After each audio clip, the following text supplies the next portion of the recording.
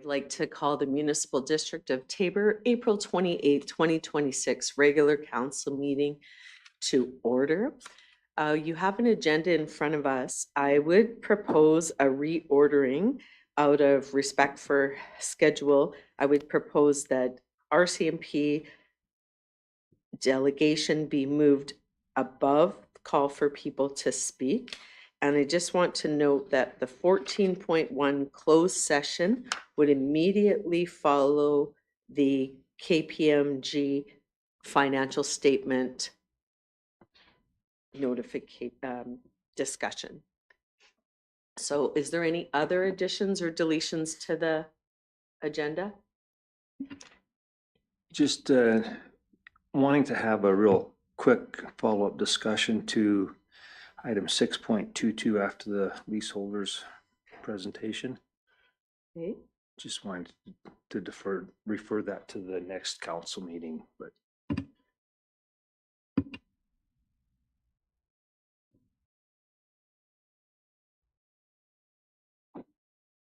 Go ahead. I can accept the agenda with your changes. Any questions or comments? Those in favor? In favor. In favor. Favor. So I should have noted at the start, Councillor Turcado, Councillor Condor, and Councillor Tory are attending online, and we will pause after each vote. So on that vote, everyone has voted. That motion is passed. Okay. Declarations of conflict, pecuniary, and/or conflict of interest. I'll be excusing myself from grazing. All grazing talks is of a pecuniary interest. I'm in a grazing association that leases 160 acres of land from the MD of Tabor. Thank you. I have a cultivated lease.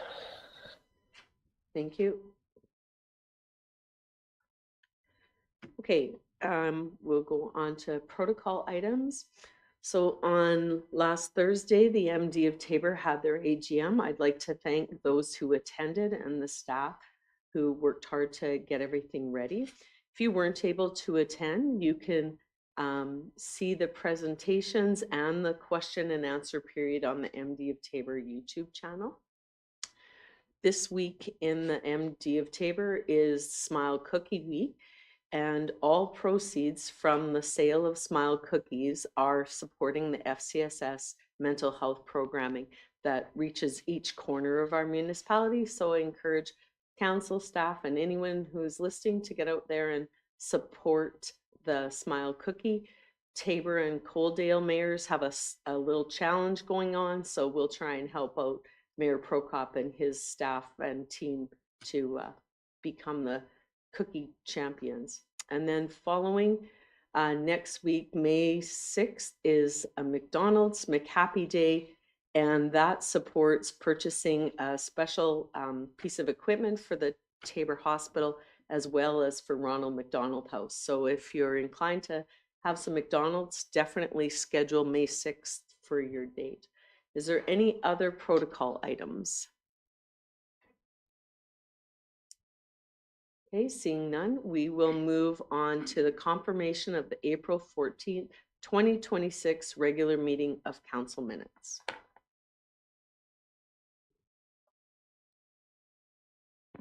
I'll move those minutes. Deputy Reeve Condor moves the April 14th, 2026 regular meeting of council minutes be accepted as, did I say 26? April 14th minutes be accepted as presented. Those in favor? Favor. In favor. Favor. That motion is carried. Okay, we'll move on to the RCMP report. Good morning, Sergeant Gemmell. Good morning. Thank you for having me. I'm here to present the March 2026 stats for my detachment. Last month, we responded to 196 calls for service, and 181 of those were within the MD of Tabor. Those are high because that includes our traffic stats as well. Last month, we had 2 impaired drivers. We got off the road. We had 16 criminal code violations reported to us, 12 within the MD of Tabor. We had 911 hangups, 6 within the MD of Tabor. We did 26 criminal record checks, 2 fingerprints for the general public. Patrols, we made 16 of Enchant, 42 of Grassy Lake, 15 of Hayes for 73 Hamlet patrols. We made 3 patrols of the Enchant campground and made 144 patrols of the MD in total. Going down to violation tickets, we wrote 114 traffic violations last month, and they were all within the MD of Taber. Traffic services didn't write any. Going down to the provincial crime gauge, this is comparing January to March 2025 to 2026. We saw 3 fewer persons crimes. Property crime is down 23%. Other criminal code is down by 3 fewer instances. Break and enter is up by 5 instances. Theft of motor vehicle is down by 6 instances. And theft under 5,000 saw 1 more instance than last year. Going down to my comments, we laid charges in 5 criminal investigations during the month of March. Property crime in March was as follows: 3 break and enters to oil lease sites where copper wire was stolen. All 3 investigations are still ongoing, and we had 3 theft under 5,000 investigations, which are ongoing. In March, we participated in many community events. Constable McGregor assisted the Hayes School with a practice lockdown drill, and he did a presentation to a class at the Grassy Lake School. Constable LeBlanc conducted a presentation for school-aged children on the Copperfield Hutterite colony as well.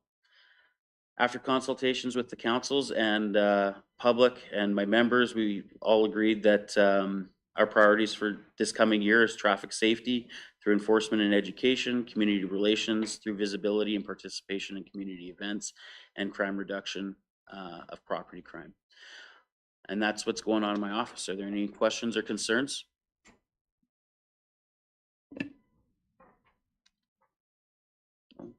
You'll just maybe note later in our agenda, we do have a letter from the commanding officer of Alberta RCMP, Deputy Commissioner Trevor Giroux, where he acknowledges our visit with them at RMA, and we had an opportunity to express our appreciation and ongoing strong relationship with the Taber Vauxhall Detachment.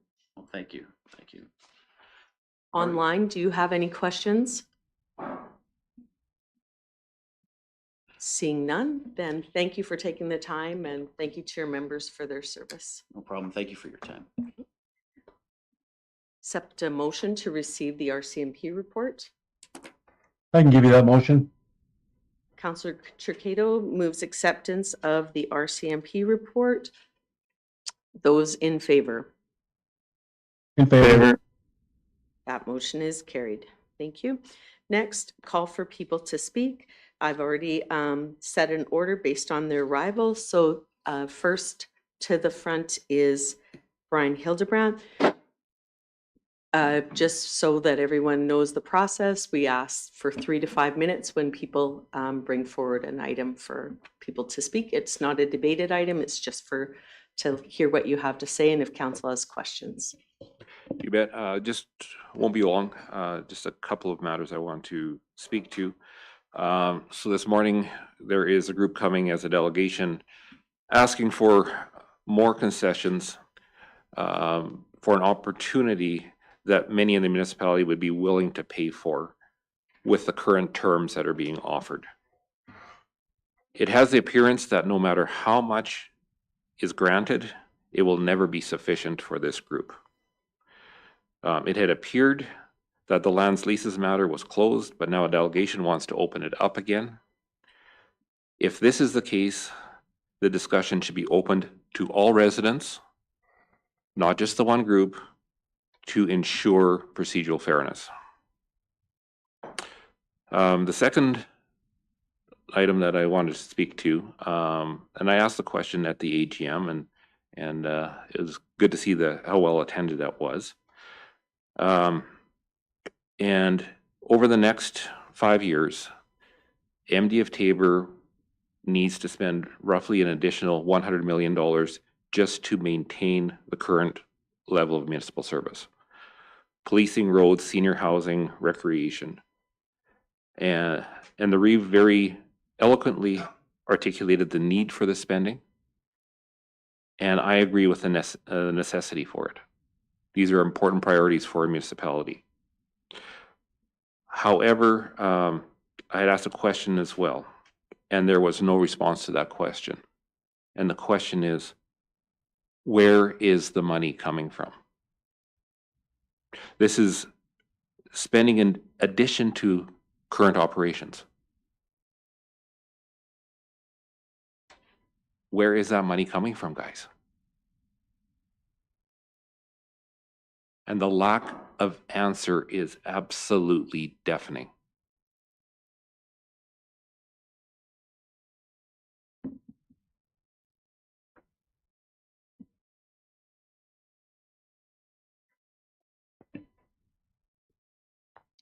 Good. Is there an answer? I'm not prepared to give you an answer at this moment. Council, does anyone have any questions of Brian?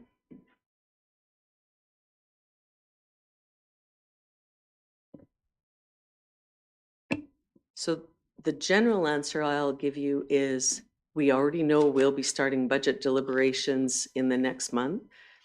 It doesn't come easy. And do we have a finite solution?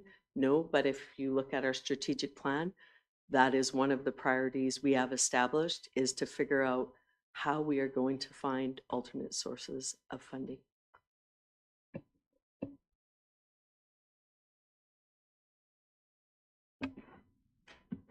Yeah, just no question. I just express appreciation for the time that you've taken to come in.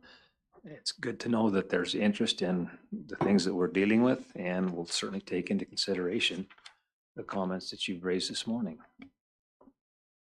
Because the residents do need to know where that money is going to come from. Thank you.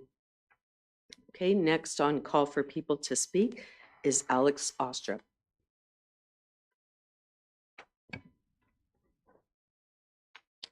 Good morning, Council. Thank you very much for seeing me today. It's my second time in front of Council with respect to the lands policy the first time, and municipal governance, and this time with respect to the sales policy, which I believe is on the agenda today. I feel very strongly about these two policies. I think a lot of people do. I know it's been very hard on Council, so I appreciate the effort. And I truly believe that everybody on this council is doing their best. I know it's my comments 2 weeks ago have certainly caused some strain with respect to some dear personal friendships. But I think this issue is worth discussing openly. And I want to thank this council for the additional oversight that it elected to seek 2 weeks ago or whenever that was. I think that was a courageous move. I think for an issue this divisive, for an issue where there is some conflict among council, having that additional oversight is part of the democratic process. And I think, so I commend and compliment council for the decision to do that. And I understand that, of course, some of that conflict has been dealt with very professionally. Some of that conflict is very small, but it is not up to the council to decide what is material and what is not. My favorite line in the movie Wall Street is, "You can't get a little bit pregnant." So I think that the fact that this additional oversight is sought will reflect well on every single councillor, on this council as a whole, and on the policies when they are finalized. So thank you very much for that. Today I want to talk about the sales policy. And it was one thing when we were talking about non-market lease rates. You know, I don't think it was right that the grazing leaseholders would collect 4 times more revenue from oil and gas than they paid for the leases themselves. It wasn't right, but it could be addressed at some future point. And in the meantime, you know, the leaseholders were good stewards of the land, and there was certainly benefit flowing both ways.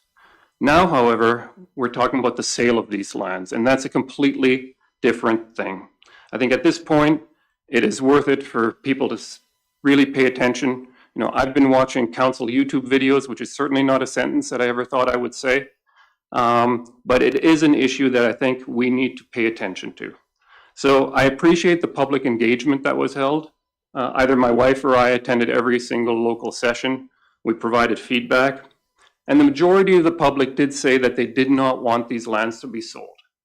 And that public engagement result is the result of possibly 90+% of the leaseholders being present, and maybe 2% of the general public, which also owns these lands, being present. And still, you know, the public spoke. It does not want these lands to be sold. I do realize, however, that as councillors, you're dealing with a whole set of issues. You know, these issues are not in a vacuum, and certainly financial considerations are such, you know, as Brian just pointed out, you know, and as you responded to Reeve Mianaga, alternate sources of revenue have to be found. And if that includes sale of some of this land, then so be it. I understand these decisions aren't made in a vacuum, and I support council in these decisions. But going back to the public engagement, there was a clear statement that market forces should dictate. And that certainly is the case if you're talking about a sale of the lands. So I appreciate the progress that seemed to have been made in last week's Committee of the Whole with respect to curbing speculation. I think moving the buyback opportunity of the MD to 10 years is a good step, and it certainly helps. But the real opportunity in speculation with respect to the sale of these lands isn't the leaseholder purchasing this land and then selling it. That requires a huge initial investment. The real consequential flip here is the leaseholder selling the lease to a prospective purchaser for beneficial terms. And that sale of the lease is something that this council has made possible. So any sort of preferential benefit to the leaseholder can certainly not extend to new leaseholders, whether that be the exclusive opportunity to purchase or the right of first refusal. And I understand your concern about the existing leaseholders.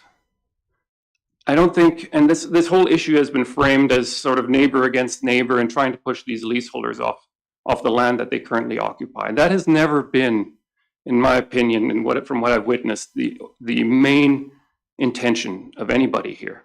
I think council has expressed it well, irrespective of which way this council is voting. It is not the goal to push these leaseholders off this land, not at all.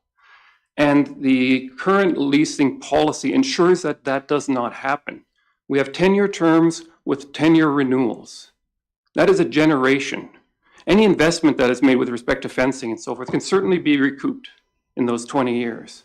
And as long as the leaseholder decides to lease this land, they will stay on this land for at least a generation. But now we're talking about a sales policy. And almost exclusively, that sales policy only comes into play when the leaseholder elects to try to purchase this land, when the leaseholder decides that the MD should sell this land. And at that point, if this is the leaseholder's decision to not lease at rates that they themselves recommended, but instead to purchase, why should that opportunity not be made available to everybody in the MD? And why would this MD, which is obviously facing a financial crunch, not elect to seek the maximum value? We can no longer frame this issue as the market value driving these leaseholders off their land. It is their decision to stay on this land at this point, and it is their decision whether or not to trigger a sale. If they decide to trigger a sale, then everybody should have that opportunity.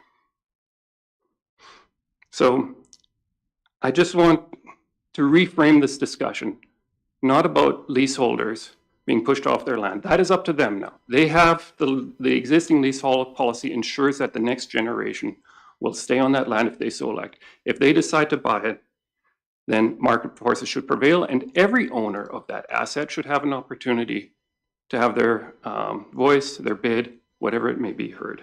So this is about being responsible stewards, of council being responsible stewards for an asset that is owned by every ratepayer. Thank you very much.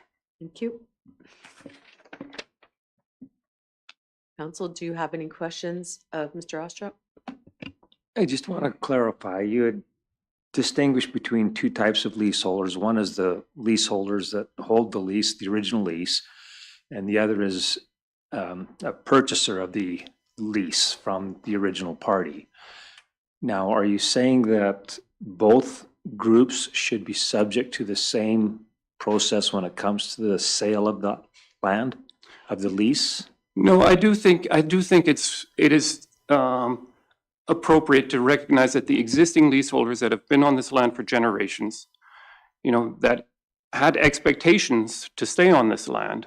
There was never an expectation of the opportunity to purchase this land, right? So So, the sales policy goes above and beyond what the expectations could have possibly been. But I do think that it's worthwhile to recognize that they have been good stewards. So I think if there is a sale, almost exclusively triggered by them, that a right of first refusal there, I would have no problem with that, because it recognizes that normally, you pay a premium for a right of first refusal every time you enter into a land rental agreement. In this case, I think looking at what has historically been paid, that has not been the case. But that being said, I think that's fine.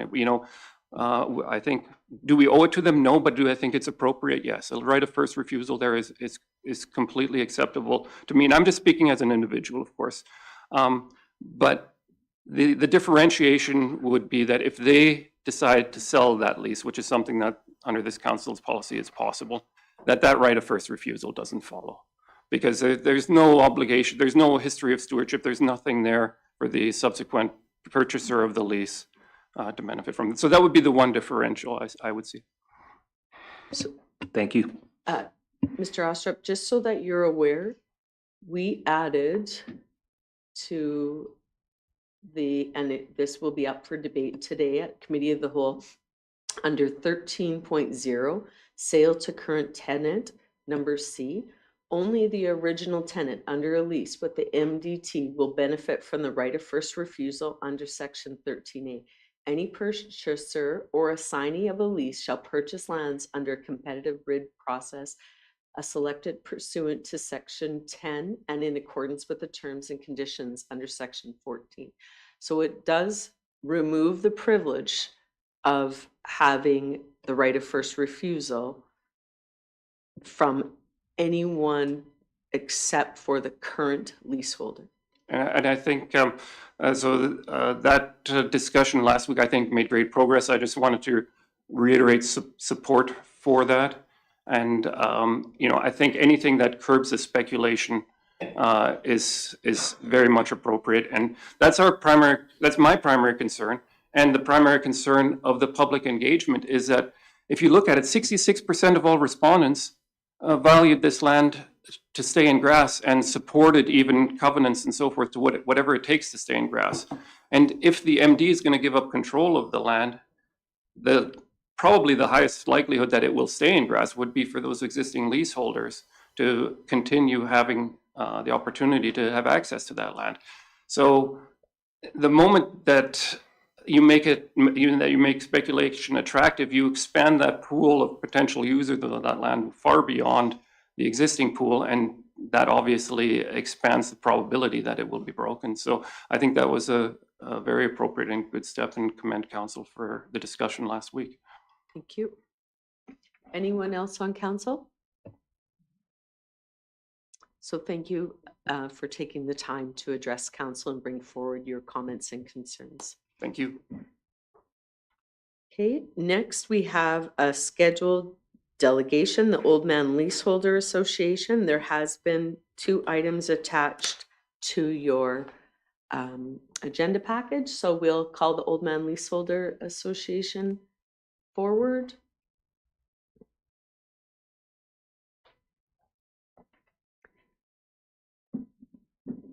I'm not sure if you were in the room when I made it known, but just so that you're aware, Councillor Condor, Councillor Turcado, and Councillor Tory are online and participating with equal level in the meeting. Morning. I just want to clarify one of the last points that were made on the sales policy. I have a question. Hopefully you can answer it. When it says assignee, does that also pertain to, say, a family? So a generational assignment to a family member. So example, my parents to myself. Would that remove rights for that situation, given that clause? We'll note that, Ms. Davies, but I don't know the answer to that just right off the hop. Yeah, fair. And we are going to have a discussion on the policy. We aren't at that point. We had a referral from Committee of the Whole to Council, knowing that there would be further questions and discussion.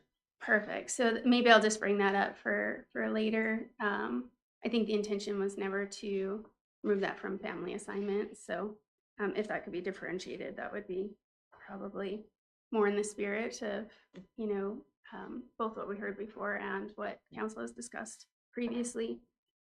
So we're coming actually today with maybe a little bit more pointed discussion, but we just want to recognize again that the process of developing this policy has been really extensive. We've been working for nearly 2 years. It's taken a lot of stamina from all parties, I think, a lot of effort to invest in this matter and really come to a conclusion that people can be comfortable with. And I know we're really eager to wrap this up. Like, I know we want to be done with this. I certainly do. I'm sure council is really through with this topic, but I just want to state, like, the lease contracts really represent the final binding step in all of this. So it defines the future relationship between landowners or leaseholders and the council. So they're an important part, and it's essential really that the language within the contracts reflect really the shared intentions and provide long-term stability for both parties so that we both know how we're going to operate going forward, and there doesn't continue to be, you know, ongoing conflict. So if we don't do it correctly, I think it leaves us open to that. So as I'm speaking now as the OLHA, what we request is that the council make a motion to conduct a secondary review of the proposed leases, specifically regarding a few legal concerns that have been brought up. So we do want to note that the leases do require or ask the leaseholder to obtain a legal review prior to signing. So we did seek legal advice, and we did have the following recommendations. So the first concern lies within section 2.5. Really, a legal review indicates that this current language allows for policy updates to be automatically incorporated into the lease. Effectively, the policy is structured to override the lease. So it creates significant uncertainty. A leaseholder would be signing a document that unilaterally can be just altered after execution. So it becomes a non-contract for the leaseholder. It's just really important to note that section 2.5 wasn't included in the September 2025 draft leases. It was just introduced afterwards. So we just ask that that section be reviewed, because it right now, as it stands, would be very difficult for a leaseholder to sign into a contract that has that particular clause worded the way it is. Second, we just want to ensure that sections that have any, or policy that had any kind of negotiated rates, terms, that sort of thing, actually make it into the contracts. So the following sections would need to be amended just to make sure that they reflect the policy that we all worked really hard to put together. So first is the surface leases. Specific terms of compensation structure could be included in those leases. They should be integrated directly into the lease language. Second, rent, and this is for protection of both the MD and the leaseholder. The methodology should be clearly outlined in the documents that folks are signing. I think you wouldn't want to sign a document, or a lease, that doesn't have your terms in it. And third, just option to renew for community pastures. The second term of that renewal isn't clear on what terms they would be signing into. So there was no real directive by council to cap at 10 years. So we can see that the 10 plus 10, there's no lease terms associated with that. So we believe that a secondary review is necessary just to ensure that the lease is a reliable contract and it isn't a fluid document. We ask council to ensure that the language provides certainty, so that we're not back here again doing a debate 4 years from now or whenever on terms. And that's all I have to say. Yeah, and I just want to add to that. I believe there's something important that's been missed.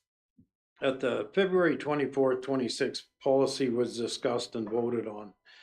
At timestamp 6:39, Councillor Tory suggested 10 plus 10 on an agreed upon rate. And timestamp 640, Reeve Tamara suggested she didn't know why it couldn't be in perpetuity. Councillor Tory requested this as a motion, but it was never made. It never made it into the grazing lease policy and lease revision to get voted on. At 646, Councillor Condor addresses 2.5 clause, and at 648, Deputy Reeve Johnson interceded that they had to focus on policy and come back to lease agreements later. Councillor Condor's thought process never made it to the motion. At timestamp 649, Reeve Tamara said that the policy should drive the lease and that create a lease that does not comply with policy. Then Arlos replied that the policy sets the framework in which the leases are developed. At 651, Reeve Tamara commented that we have to finalize the policy and then they will have to adjust leases to policy. I have pages 4 and 7 of the policy handbook here in the draft lease agreement with me, and nowhere in policy does it suggest the terms can change in the lease at the whim of a policy change. The lease agreement does not reflect the policy in that regard. We have requested clarification on this matter, and Brian Pierce sent us a reply from legal. And that reply was, this is our response I received from our legal on your question about section 2.5. In all the leases, we have included language that allows for the terms of the policy to be updated and automatically incorporated into the lease. So they have been set up such that policy can override lease. So I think when the MD deals with like solar farms or BRD, et cetera, there is no way that these clauses would be in their agreements. And we're just asking that leaseholders would appreciate some of them same privileges and level of respect as everyone else. And I would like to put in a request that council review this information and deal with it at the next council meeting.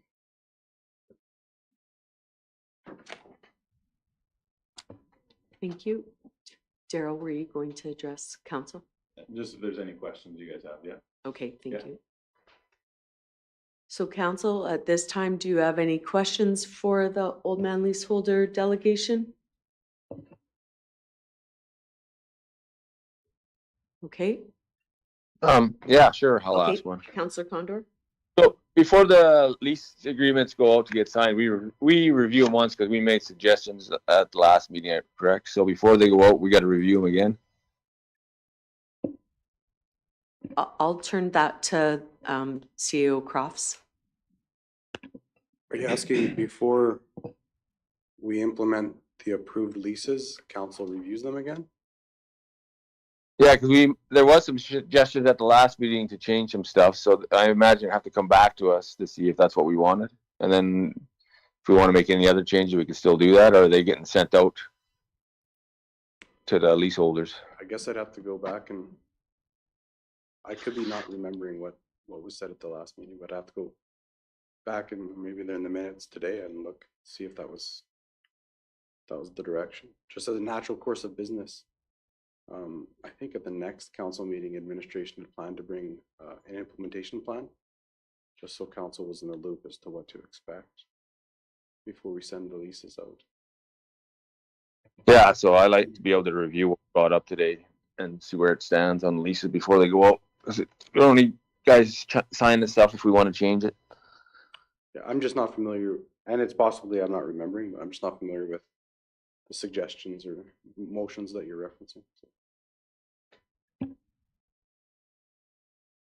So can I make a motion to bring this to council, what was discussed today, before we send the leases out?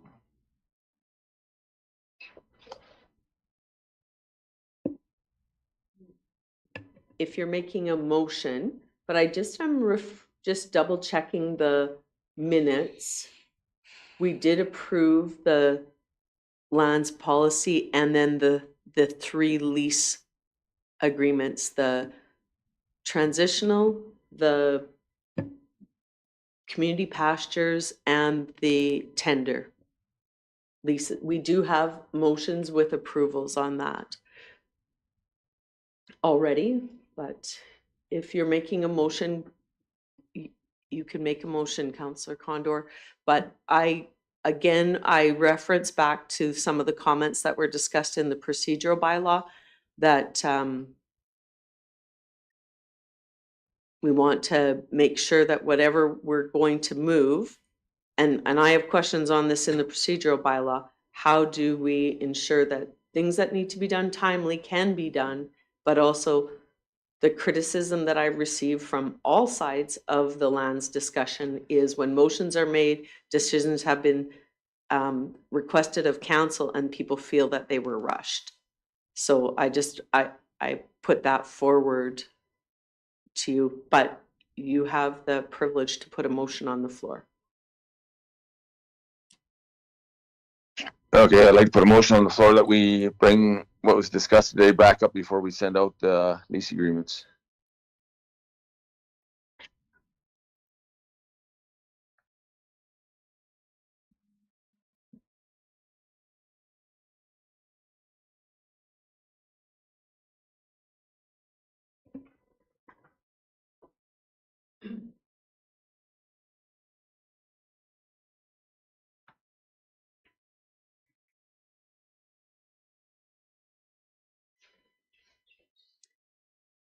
Councillor Takeda, sorry, I was just writing the motion.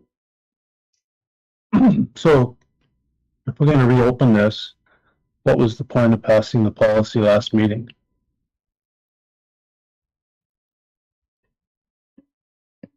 And I want to be clear, we're not asking for a reopening of policy. We're asking for just a review of the leases to ensure that they match policy. We feel like we're in a really good place. We just want to make sure these contracts are signable by our leaseholders. And right now there's some really problematic clauses that are going to prevent, if they take this to legal counsel, it's going to prevent them from signing. So we want to conclude this as much as you all do. We want to get this through the final hoop.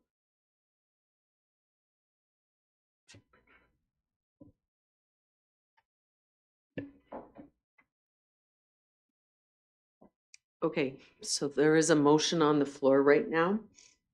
I'll just have it in front of me and see if it matches my wording, and Councillor Condor can verify his motion as well.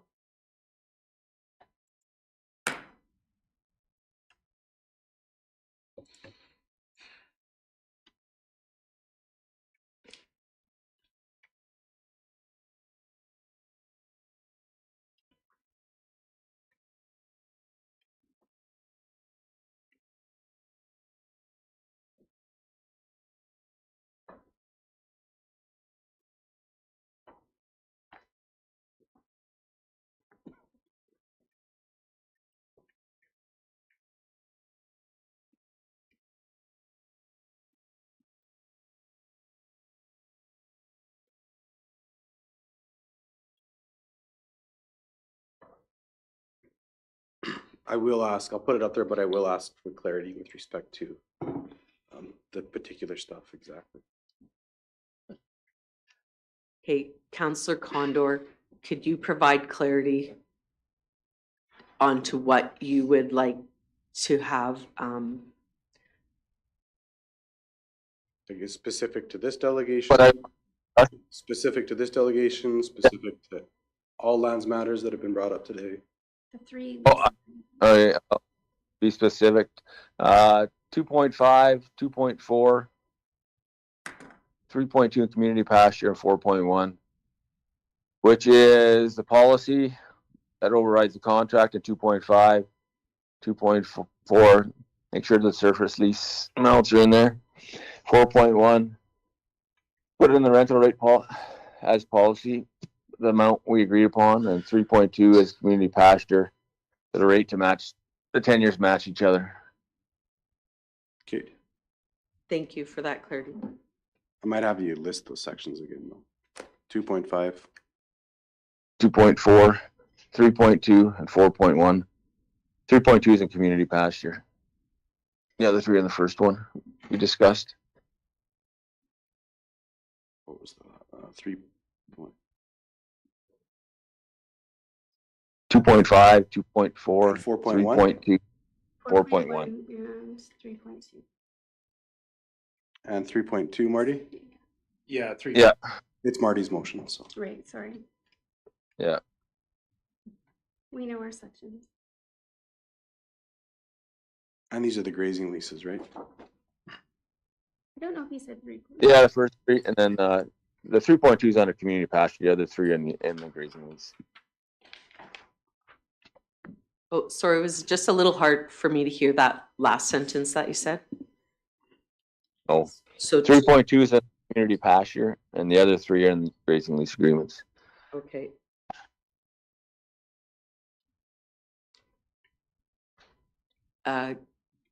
Councillor Reynolds. Yes, I'll excuse myself being as this is talking about grazing leases. Okay, thank That you. was all combined.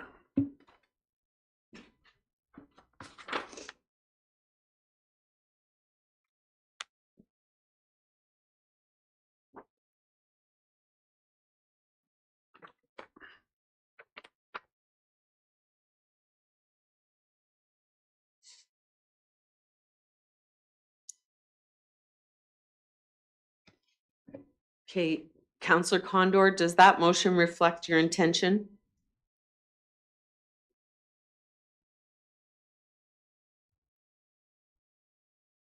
One second. All right. Yeah, it's okay. Yes. Okay.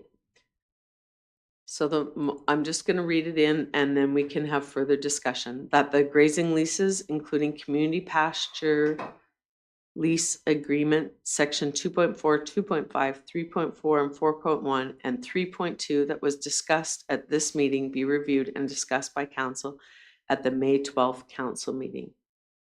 Okay, now we'll continue with the discussions. Councillor Turcado. So if we're going to include something that was brought up today, can't we include other issues as well that were brought up as to if we're going to reopen these? I'll be voting against this because I think this is just reopening it. That's all it's doing. And if we're willing to do that, that's fine. But I think we need to allow others to be engaged in this as well. So we need to be very clear as to what we're changing here. And I think 2 weeks is not enough. It's definitely not enough because we need to have people to understand what the changes might look like. This needs to go back to legal. This will definitely extend things. I'm not opposed to that because we're in no rush here because we currently have the leaseholders that are on the land being able to utilize it. But I will be voting against this because I think it's not allowing us to run this past legal before we decide to have a discussion as council.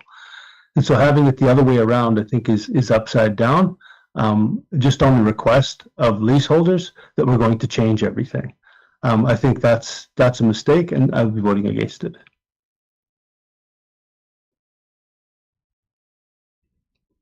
I would also ask that the vote be recorded. Okay. I have a question to administration. Prior to the MD Council approving the lands policy, the grazing lands policy, and the 3 leases, were all those vetted and reviewed and felt satisfactory? I'm not sure the right legal term, by our MD of Taber legal counsel. Everything has been drafted by legal counsel, Okay. just for clarity. The resolutions that council has passed over the last pushing 3 years now, those have been communicated to legal counsel because we wanted them to be drafting the documents and not staff.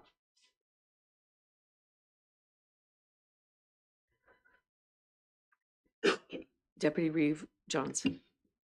One comment I want to make is that we're not talking about opening up policies themselves. All we're wanting to do is take a look at the actual lease agreement to make sure that it's totally consistent with the policies.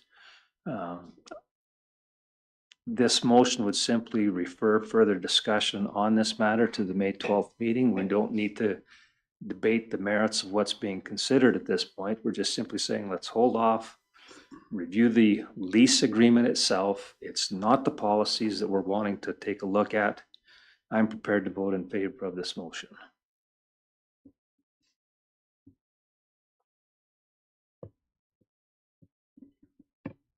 Any other members of council?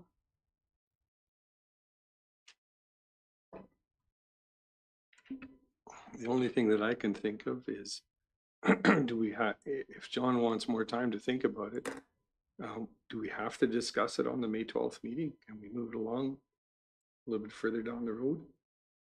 Or maybe discuss it at the May 12th meeting and make a final decision at a later point?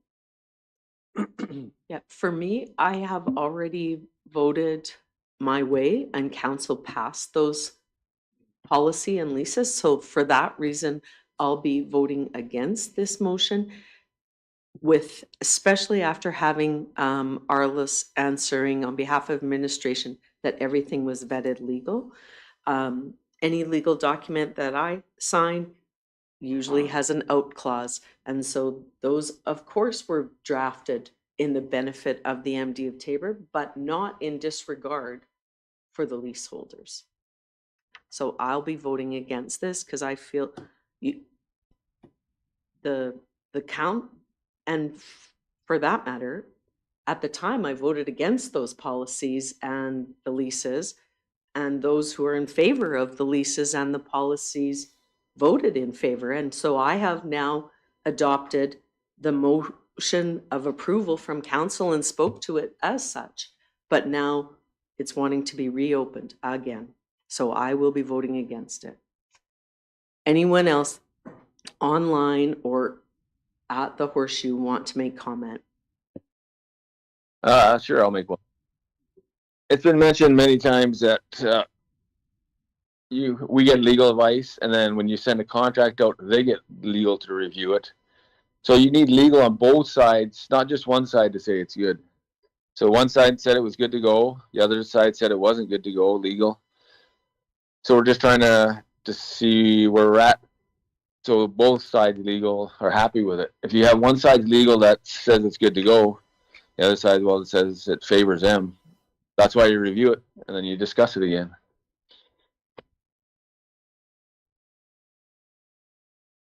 Thank you. Councillor Takeda.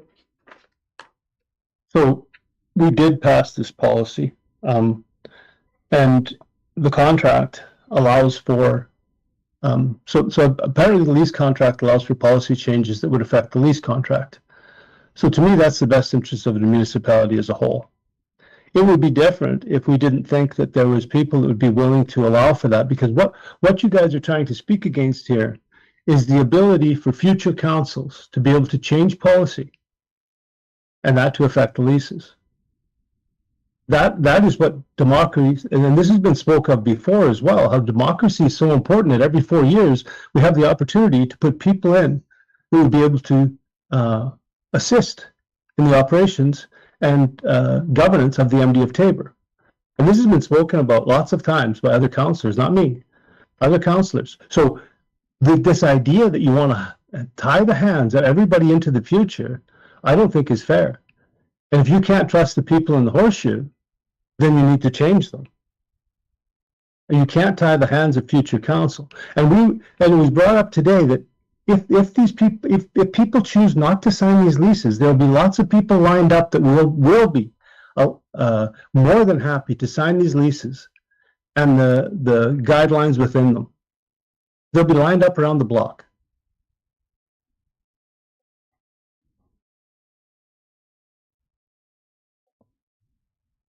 So my point is, you're signing a 1-year lease every time then, because every year you review it, you could change the policy. So you're signing a 1-year lease with this policy in there then. That's all you're signing. You're actually not signing a 10-year lease, because every year you review your policy, and if you decide to change it, it's only for 1 year. So you're really not signing a 10-year, then you're signing a 1-year contract, the way it's worded. Deputy Reeve. Again, all I'm saying is we're not opening up the policies. We're just wanting to take a look and make sure that the lease agreement is totally consistent with the policies. And I think that it would be best for this discussion to take place during the May 12th meeting. That's what the motion intends. Thank you.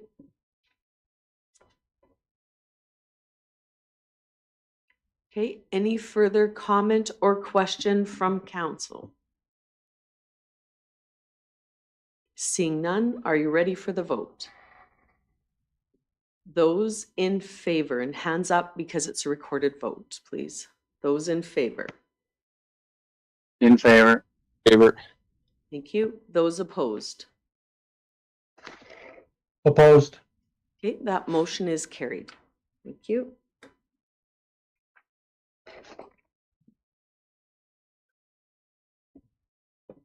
Old Man Leaseholder Association, do you have anything else? No. Again, we just want to thank council for, the ongoing work you do with us. We know this isn't easy for anybody. So we're all looking forward to a day when we don't have to talk about it. Okay, thank you.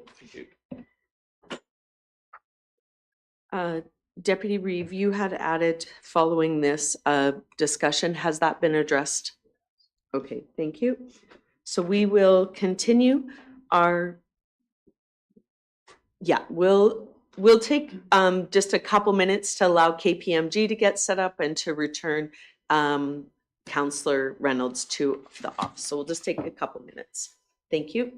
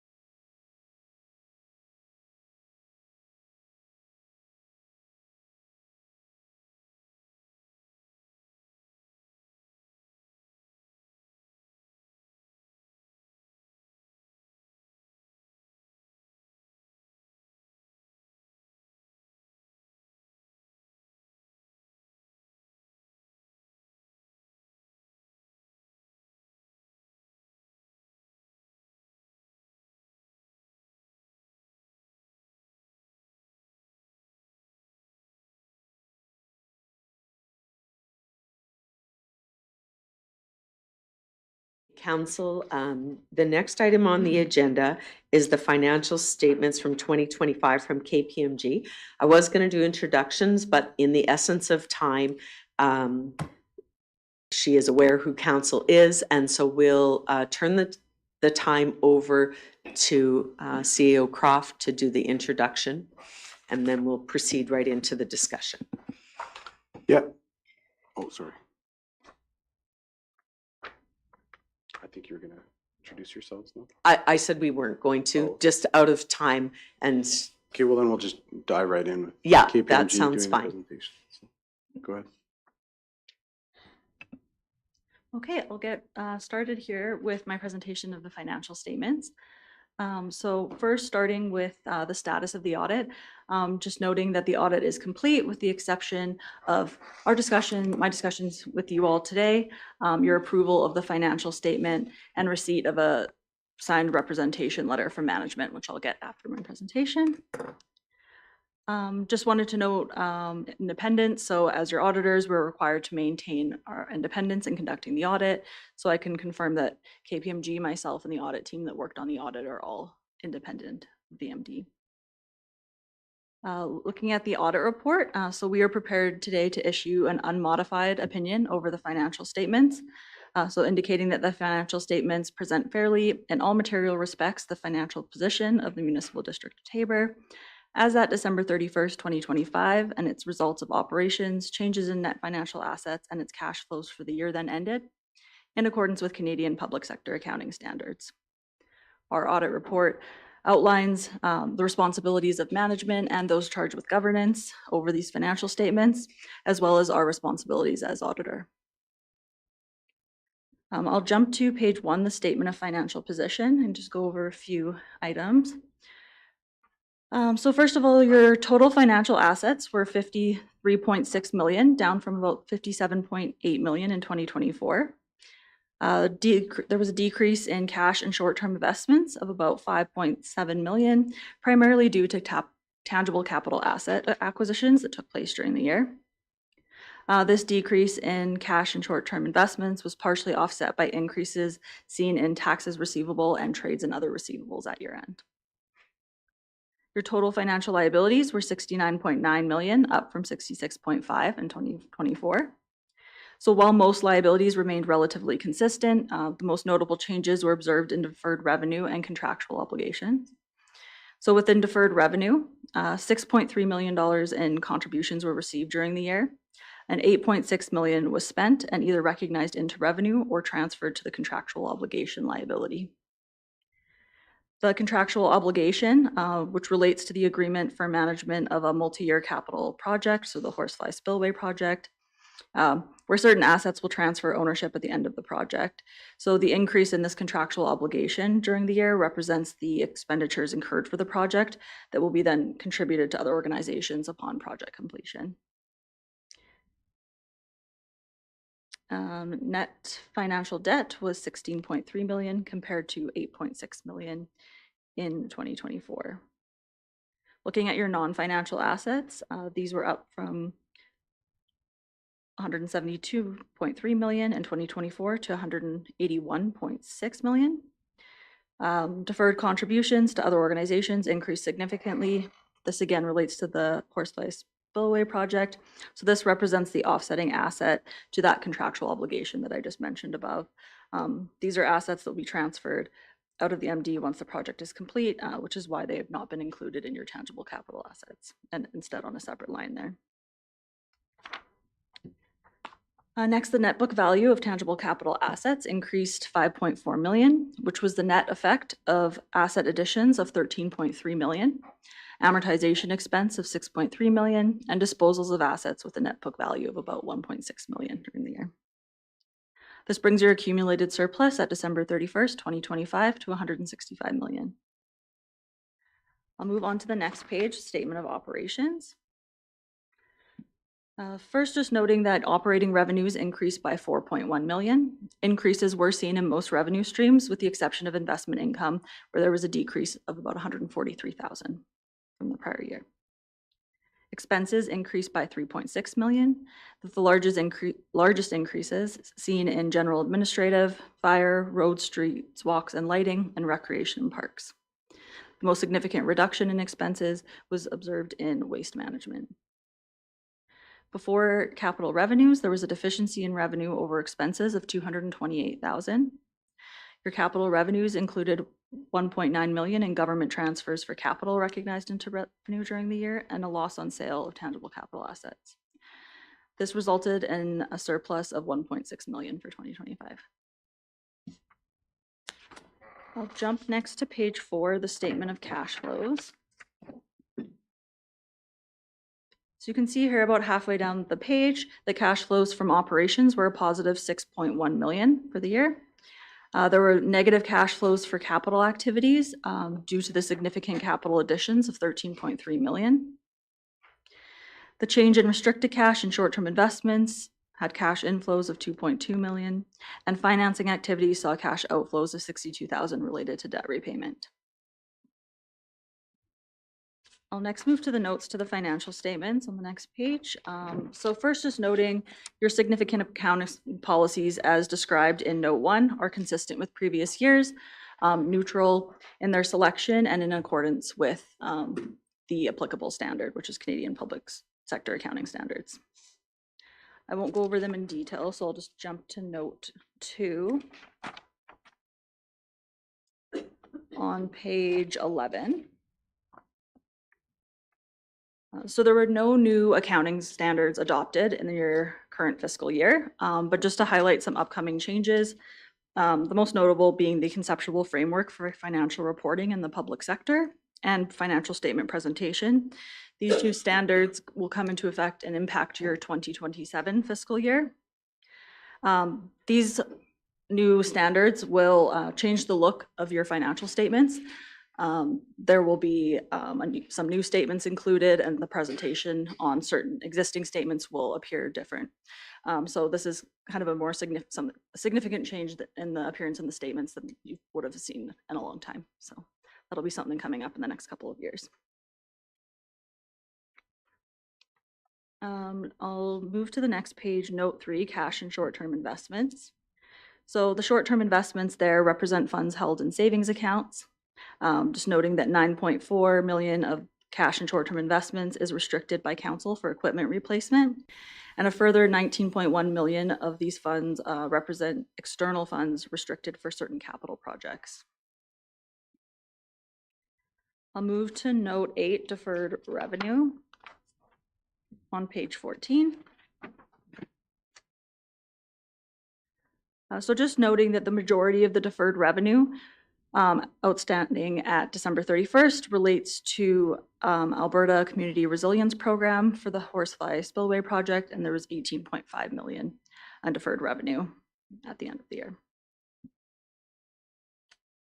The next note I'll jump to is note 9, accumulated, note 13, accumulated surplus on page 18.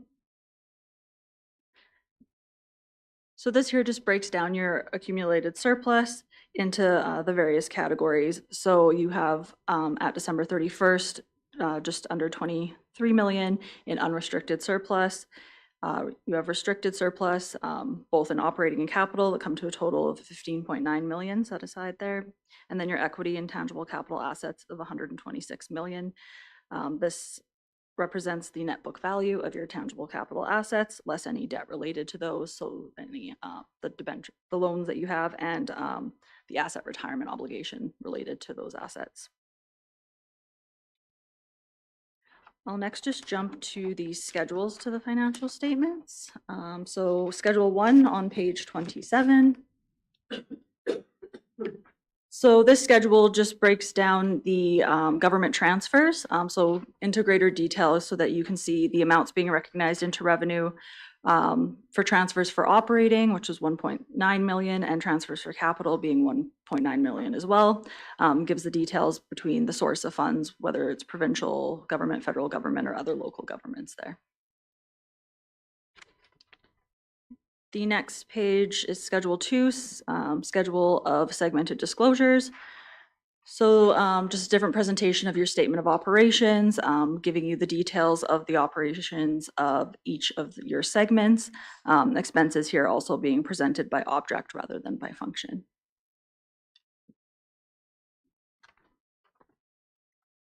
Schedule 3, changes in accumulated surplus. So this, again, just breaks down your accumulated surplus into the 3 different categories, with this schedule just giving you a bit more detail about the inflows and outflows within those portions of your equity during the year.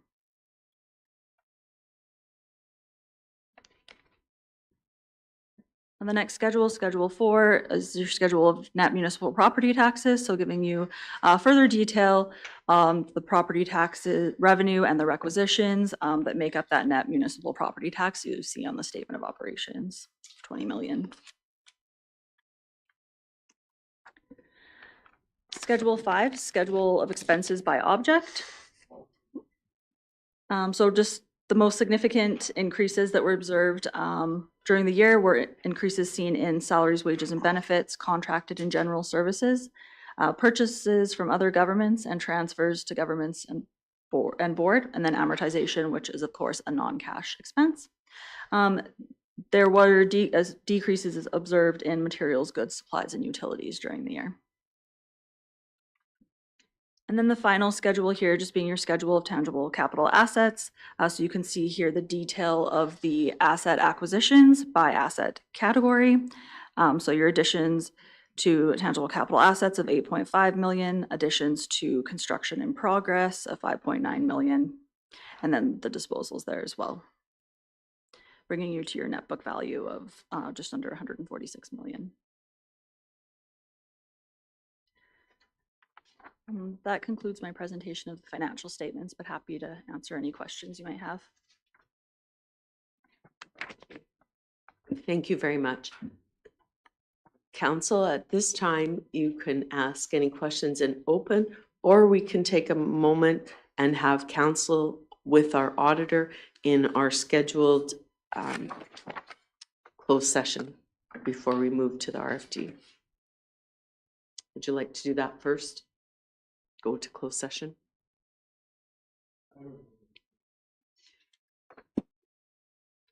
Pardon me? It was recommended by the auditor last year that we continue with that practice, just if there's anything. So, To clarify, that's without administration present, just to give yeah, an just, annual opportunity with council and the auditor. So, John's got a question as well. okay, I'll go first to Councillor Takeda, then Deputy Reeve. I'm just wondering, so a clean audit, which I was fully expecting, I'm just wondering how you derive at materiality and what number is materiality based at? Yes, so materiality is calculated based on the benchmark of total revenue, not including your government transfers for capital, as those amounts tend to fluctuate on a regular basis. So it's calculated as a set percentage of your total revenue. And so what is that number? I guess is my question as well. Materiality for the current year was 730,000. Thank you. Just the only question I had, and I'm sure that the answer is yes, but the assumption is that you had full access to all records and full cooperation of all staff going through the audit process. Yes, definitely. No concerns there. Management provided us with all the information we needed to complete our audit. Thank you. Okay, with that, I would ask for a motion to go into a brief closed session. It's closed session pursuant to 1972 of the MGA and section 2122 Div 2 Part 1 ATIA advice for officials and testing procedures, tests and audits, audited financial statements. I give a motion to go into closed. Okay, thank you. Those in favor? In favor.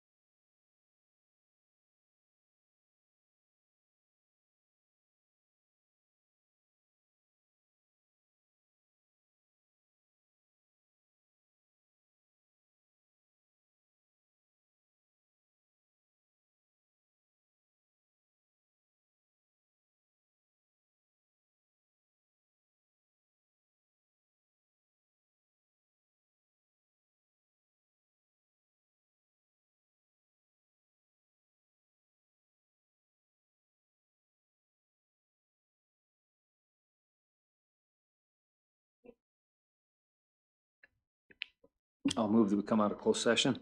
Any questions? Those in favor? Favor. In favor. That motion is carried. So council, do you have any questions coming out of closed session? And by a way of nod, do you want to, we would like to be able to deal with 9.1, the financial statement approval. Oh, John, do you have a question? Sorry. Yes, look, a question of the auditor here, just to, I guess, give some information as to materiality as opposed to misstatement, because I think both of those are important for people to understand, and I didn't until today. And so I asked the question in closed, but I think it would be beneficial for the public to understand what misstatement is as well. Sure. So misstatement is just any error that that either we identify during the audit or management brings to our attention. And then we did discuss that although materiality appears as a significant number, that is not the only figure we're looking at. Basically, we are looking at that figure is any errors or misstatements, as we would say, exceeding this materiality amount would mean the financial statements are materially misstated and not fairly presented to users. We have lower thresholds in conducting our audit that we assess any identified misstatements against, which is a much lower threshold than our materiality number. And that's what we use as a threshold to identify whether those misstatements that we would require management to correct them, otherwise they would be presented to council. Thank you. So council, at this time, do you have any questions of the auditor or of staff? I will take that moment, but if I hear none, then I would call for the motion to, for the financial statements to be approved as presented. I can make that motion that the financial statements be accepted as presented. Okay, so Councillor Tory moves that the Municipal District of Taber financial statements for the year ended December 31st, 2025 be approved as presented. Any questions or comments? I will call the vote. Those in favor? In favor. Favor. In favor. That motion is carried. Thank you. Thank you to KPMG and your team, and thank you to MD of Taber's finance team for preparing the audit and having no concerns. So at this moment, we'll take a couple of minutes so that the documents can be signed, and then we'll resume as soon as we're finished that process. So we'll just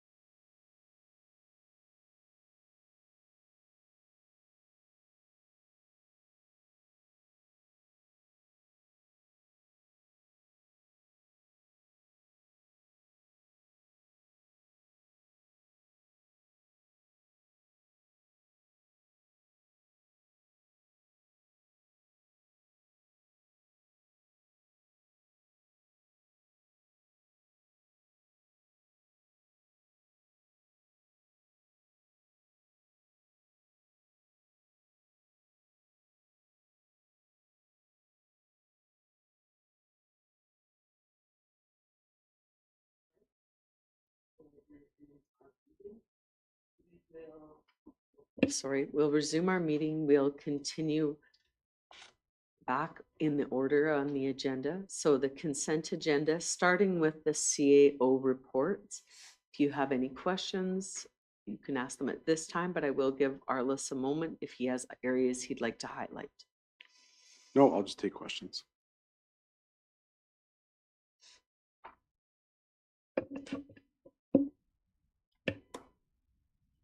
So I did ask 2 questions in shared notes. Administration has provided an answer. The first one was on the quarterly report. It was noted that it isn't available at this time as we are working through the transition, and administration did advise that it will be forthcoming. And then my other question was on the employee handbook, and it was advised that there will be some changes that we will see in May. So that satisfied my question, so thank you. Anyone else have questions on the CAO report? I'm sorry. I do. Sorry. I just couldn't see you. Okay, Councillor Takeda. I have a question with regards to, I see in Arliss's notes that the first round of invites for the Tabor's Table have been submitted. I'm wondering how the response has been so far. I don't know. Well, I'll find out and let you know. Thank you. I had a question. Yep, go ahead, thank you. I was just, when reviewing all the charts, I just didn't understand what mutual aid meant Mutual in the aid, fire stuff. mutual aid is when neighboring municipalities, not always neighboring, but municipalities, if they respond to a dispatch and they need additional help, they will call what's referenced as mutual aid help. So they request help from their mutual partners, from whether that be the town of Tabor or another neighboring county. They're just requesting help from usually a neighboring municipality. So we do quite a bit of that, eh? I'm not sure what the percentage. Just looking at the chart. Go ahead. Yeah. But it just looked like there's 22 of them. Anyway, no, it's good. I'm glad we're working together. I was just wondering what it was because on the bar graph, it's the biggest one and I just didn't understand. So thank you.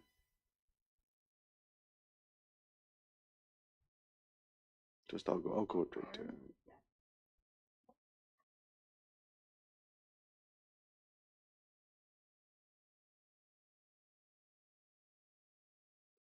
Yeah, that's my understanding of mutual aid. So if it's different and I'm wrong, I will correct myself when I get the chance.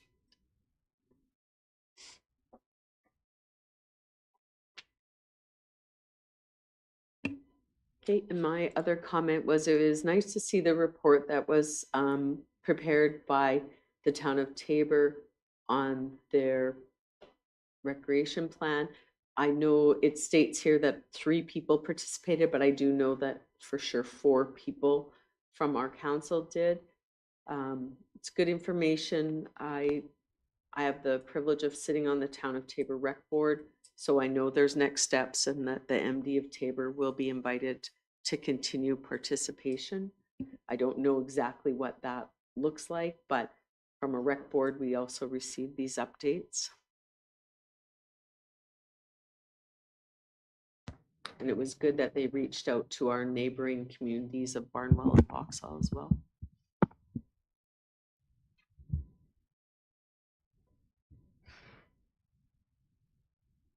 Any other questions or comments on the report? Oh, through to Arliss, Director Serena.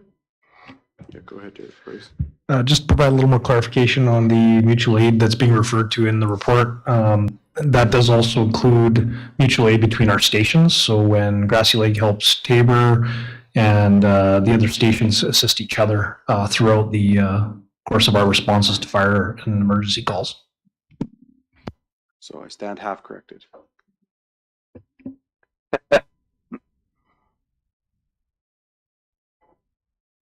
Okay, there's a wealth of information in this report. At any time, if council has questions to Arliss, you could do so.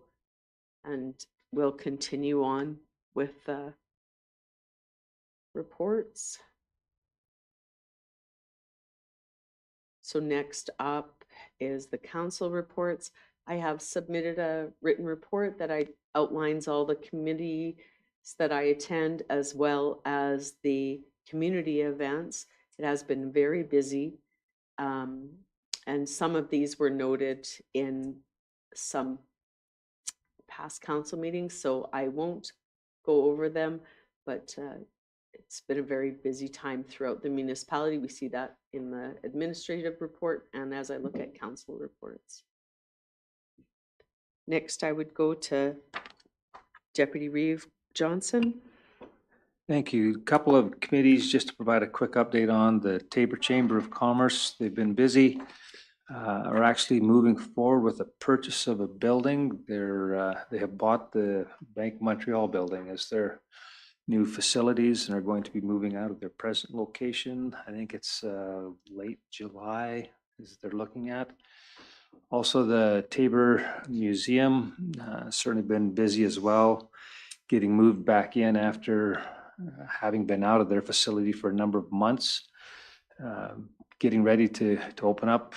Things are progressing there. There's going to be an opportunity for them to move into the additional space that is being vacated by the Chamber of Commerce in the same, just through the doorway and into the same area. So those are the two committees that I'm involved with. Thank you. Next, Councillor Turcado.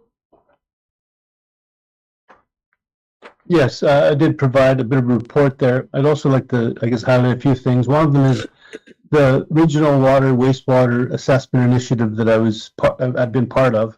The steering committee and the committee as a whole have finished their report. The report has been submitted to 3 ministries: Municipal Affairs, Infrastructure, Devin Dreeshen, and also Minister Hunter. But the report isn't yet clear for public consumption, and when it is, I will share it with council. And then also, I assisted in the spring rodeo, the Legend Pro Rodeo on the weekend. I was volunteered there, attending bar on Friday night, and then went to the rodeo on Saturday. It was a very good event. Nice to see the sponsorship of the MD being recognized by, I think we were sponsored for barrel racing. And so after the barrel racing, the MD flag was then ridden around the arena. So each sponsorship of each event was done for. I did submit that to Tamara and Arliss, that picture. And so I appreciate that. And if there's any questions on anything else on my report, please feel free to ask. Okay, thank you. Councillor Reynolds. Yes, participated in the play on street hockey. A lot of fun. Stretched some muscles that haven't been stretched for a while. I went to the Vauxhall Jets banquet. Vauxhall Regional Fire meeting we had. Tabor Police Commission, the Regional Community Standard Report is in the CEO report. Tabor Student Foundation and Vauxhall Regional Water. That was my extent. If any questions, I'll try and answer them. Okay, thank you. Councillor Condor. The Vauxhall Ag Society is getting ready to pour the last cement, so they're hoping they can open their building up out there pretty soon. And the Chamber of Commerce is gearing up, but it won't be till fall. I think the MD is participating with I can't remember exactly what it's called, but it's for Healthy Minds. And that's about it. Councillor Peters. Just want to mention 2 things. The Hayes water, I don't know what to call it, but anyways, the way water gets filled out and delivered, I've had a lot of compliments on that. People say to me they really like the new system that Admin has put in. So I thought I'd mention that. And another thing is the Handy Bus Association is, you're looking for another driver. And it's getting to be a concern.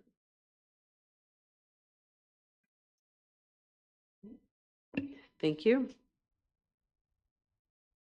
Counselor Tory. Great, yes. It was definitely the busy last little while, and some of the things have already been talked about, but the, in Kananaskis, the,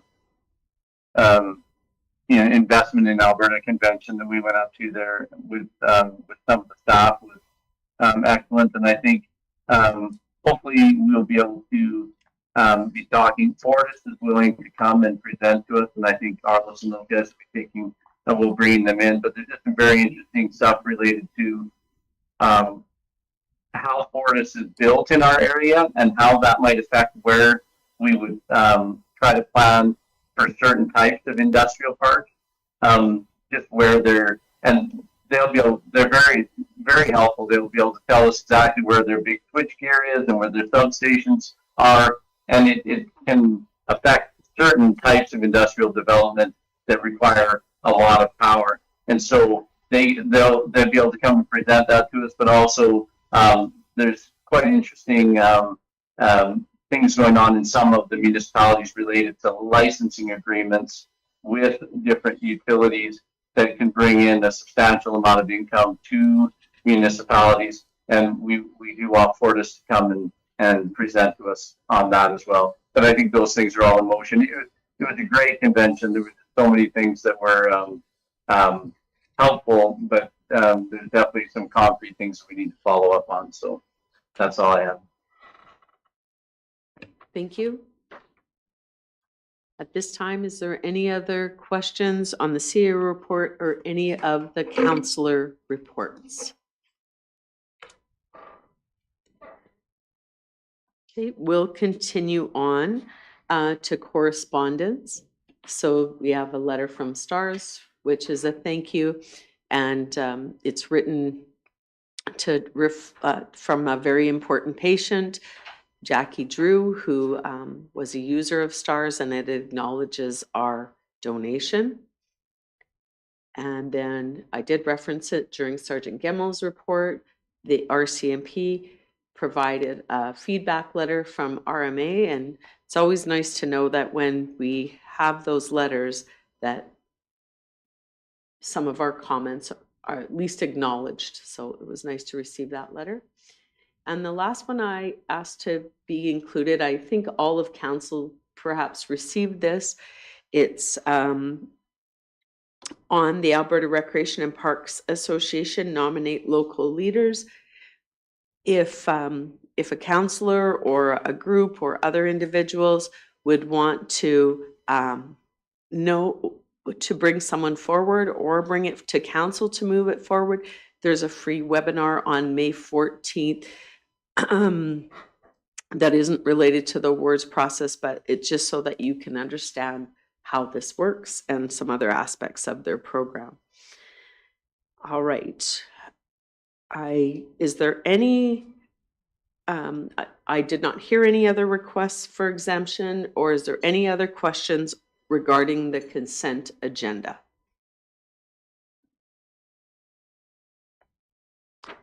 Seeing and hearing none, I would look for a motion to accept the consent agenda as presented. I can do that. Okay. Councillor Peters moves the consent agenda be accepted as presented. Those in favor? In favor. Thank you. That is carried. Next, memos, upcoming meetings and events.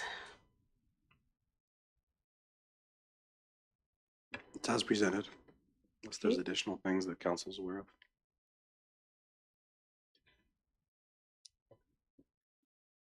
Okay, we do have a council meeting July 14th. So that is a bit of a conflict with the ASB summer tour, but maybe we can do a workaround. Any other questions on as presented? You can tell we're moving into the summer season. So if there are no questions, or comments, then I would look for a motion to receive the upcoming meetings and event memo as presented. I can move. I can give you that motion. Okay, Counselor Takeda. Those in favor? Favor. Favor. Okay, that motion is carried. Okay, we dealt with 9.1 on the paper copy, and so now we're moving into the strategic priorities adoption. Yeah, so earlier this year, council met and worked to establish some, I guess, combination of council, I think it was 4 primary council mandates with priorities attached to each of those mandates. The attached strategic priorities plan outlines those mandates and priorities, and then prioritizes those priorities, I guess, as a first shot or first go of working on them. Attachment B represents what we'll call a strategic priorities chart. That's something we'll use on a quarterly basis to essentially provide timelines and status updates and adjust as council's priorities may or may not shift from time to time. As priorities are achieved, then perhaps the now or the next and the later category priorities then get prioritized higher at council's discretion. So at the point of first quarterly review, which will happen in 3 months, approximately three months from now, not first quarter review, but our first quarterly review, you'll see this chart filled in more with respect to status update and timelines and anything that I've missed on the introductory side of the strategic priorities chart.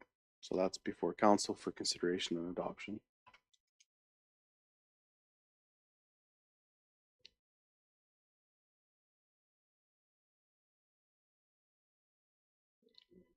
This is a very public-facing document, so little pictures and easy-to-read format. Does anyone have any questions or concerns that they'd like to bring forward? Just out of curiosity, because I'm new, do we do one of these every year, or is this good for the whole 4 years? So the request for decision outlines, it's suggested administration recommends that you meet annually to do a bit of a more concentrated review in case priorities shift, right? So not only does it suggest quarterly reviews, but at least once a year, council gets together to look at it more seriously and more specifically as it relates to potential updating or shifting of priorities.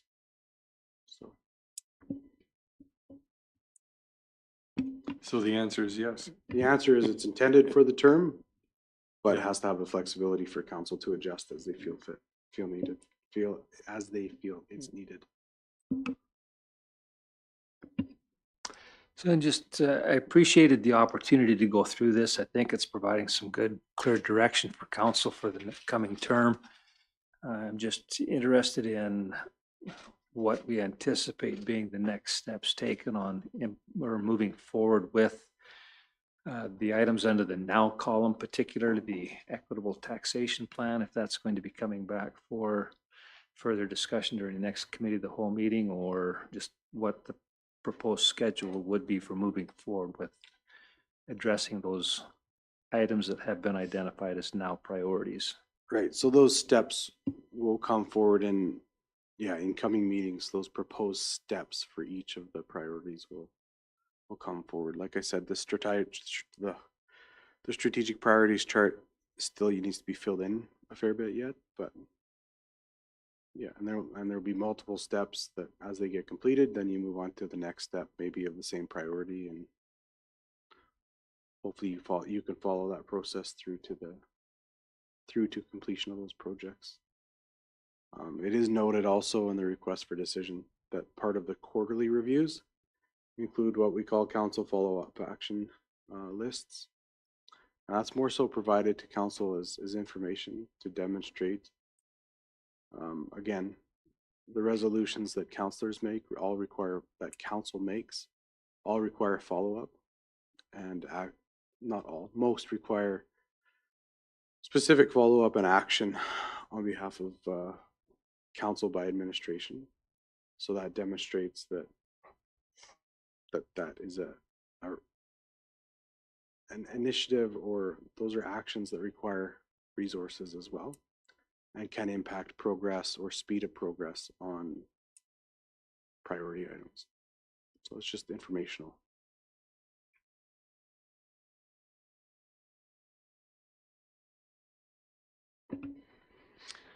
I can move that the Council of the Municipal District of Tabor adopts the 2026 to 2029 Council Strategic Plan, including the identifying mandates, strategic priorities, and the established sequence of priorities now, next, and later.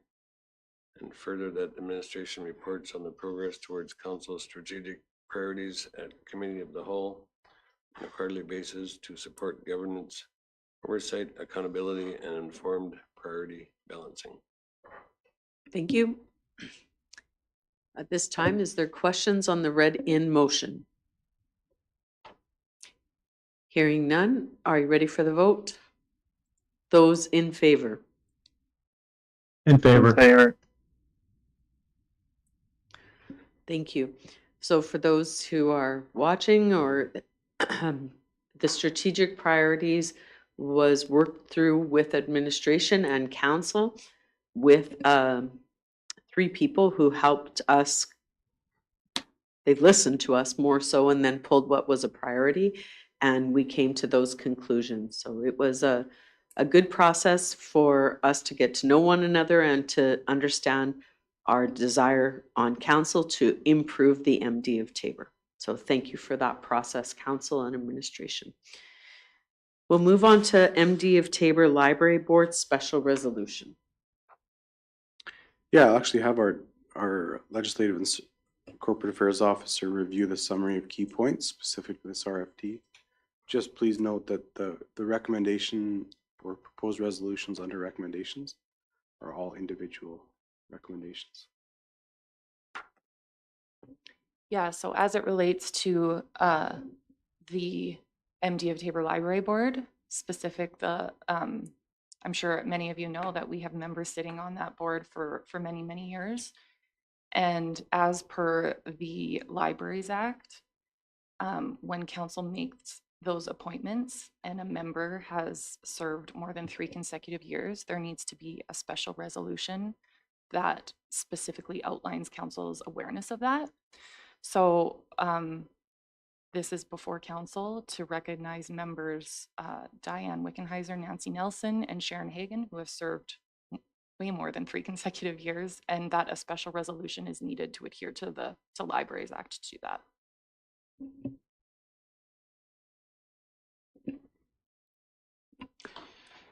I'm prepared to move this. Can we combine the 3 into one motion? Just Unfortunately, no, they need to be separate. So it's my good fortune to read each one of these. You could share the fortune. So I'll move that the Municipal District of Tabor appoint Sharon Hagan to the Municipal District Tabor Library Board for term ending October 27, 2026, notwithstanding that she has served more than 3 consecutive terms, and further, that council, being aware that Section 4, Sub 4 of the Libraries Act limits appointments to 3 consecutive terms unless otherwise authorized, hereby approves this appointment by a 2/3 vote of the whole council in accordance with Section 4, Sub 4 of the Libraries Act. Okay, thank you. With that, any questions on the read-in motion? Those in favor? In favor. That motion is carried. I'll do the one for Diane.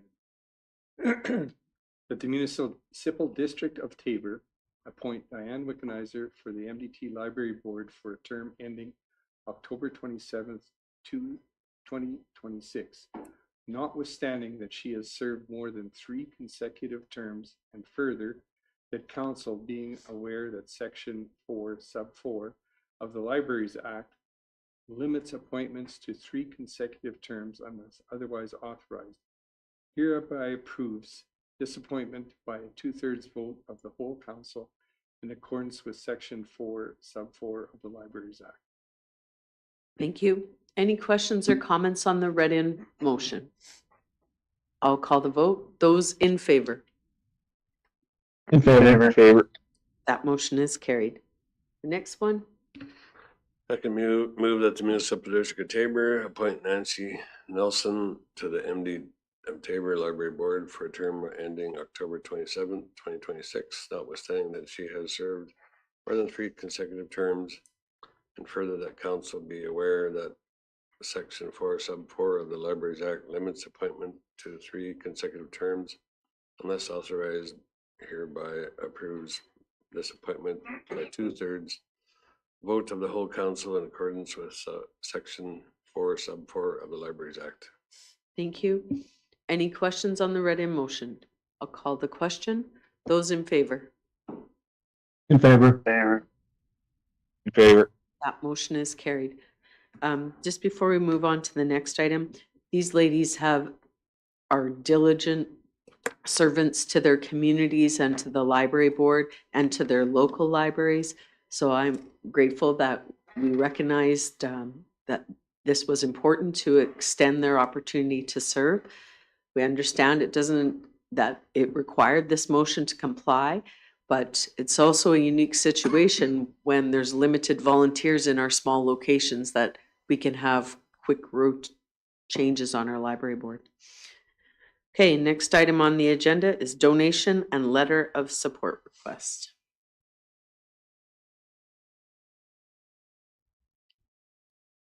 Yep, this is as presented. Any specific questions we can do our best to address. Okay, thank you. There is a large number of them. They are presented in order on the RFD page. And then if you went all the way down to attachment D, the actual applications are there. Attachment A, B, and C outline the different kinds of donation requests that our municipality has received and whether they're ongoing or the amounts they've received. We will deal with each one of them independent, and if someone is prepared to make motions after already having read everything, we can begin. The first one is the Tabor Legion. They're looking for a $5,000 donation to their renovation expense as well as a letter of support for their CFIP grant program.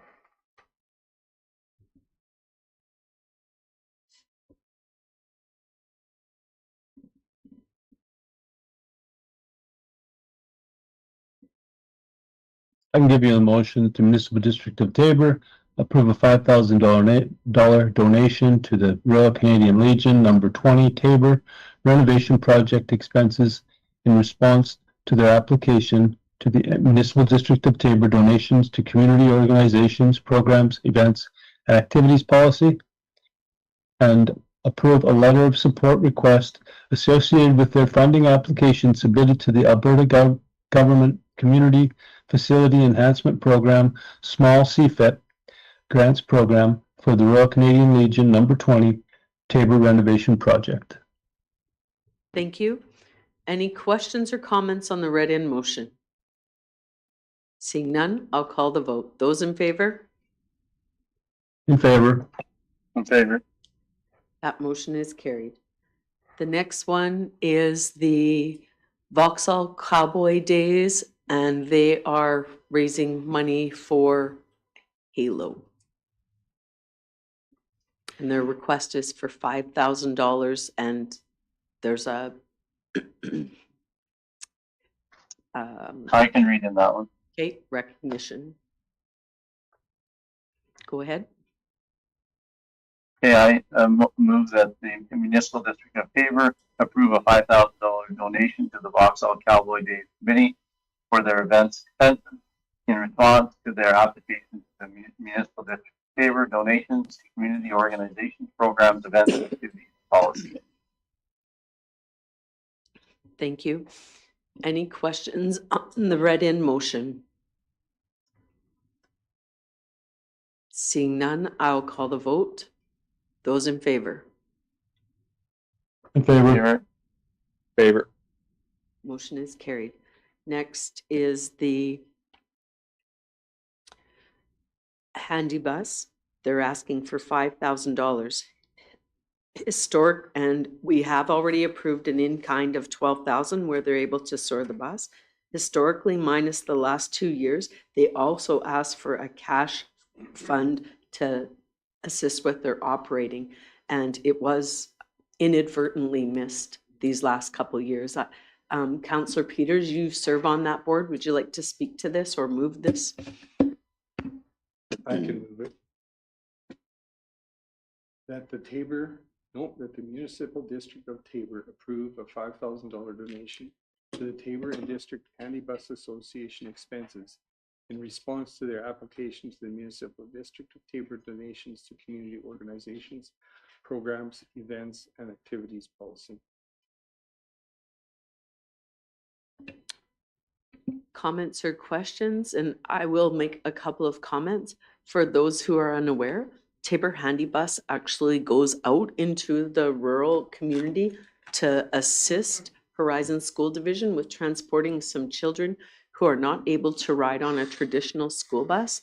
And then we have others who live in the periphery, as well as many of our residents who utilize the bus who have retired to Tabor at Clearview Lodge or Linden View. So it is a valuable service to our current and past residents. And I also discovered at the last meeting is that they're going to the Tabor Safe Haven and picking up kids there and taking them to school. So that's something new and recent. Thank you for that information. So with that, any further comments or questions on the read-in motion to approve $5,000 for the operation of the Tabor Handy Bus? I'll call the question. Those in favor? In favor. Favor. Favor. That motion is carried. Next is the Shooting Foundation. They're requesting a $3,000 in-kind motion with 3 mowing, a truck and trailer of gravel, and a grading of their main road. I can move that the municipal district of Tabor approve a $3,000 in kind. What was the rest of it? Just 3,000. On that one, that's all it was asking. Okay. In kind donation to the Tabor Shooting Foundation towards ongoing maintenance and response to their application to the municipal district of Tabor, donations and community organization, programs, events, and activities policy. Thank you. Any questions or comments on the read-in motion? I'll call the vote. Those in favor? In favor. Favor. So I'll move the next one. That the municipal district of Tabor approve a $5,000 donation to the Tabor and District Museum Society towards salaries and staff expenses in response to their application to the MD of Tabor donations to community organizations, program events, and activities policy.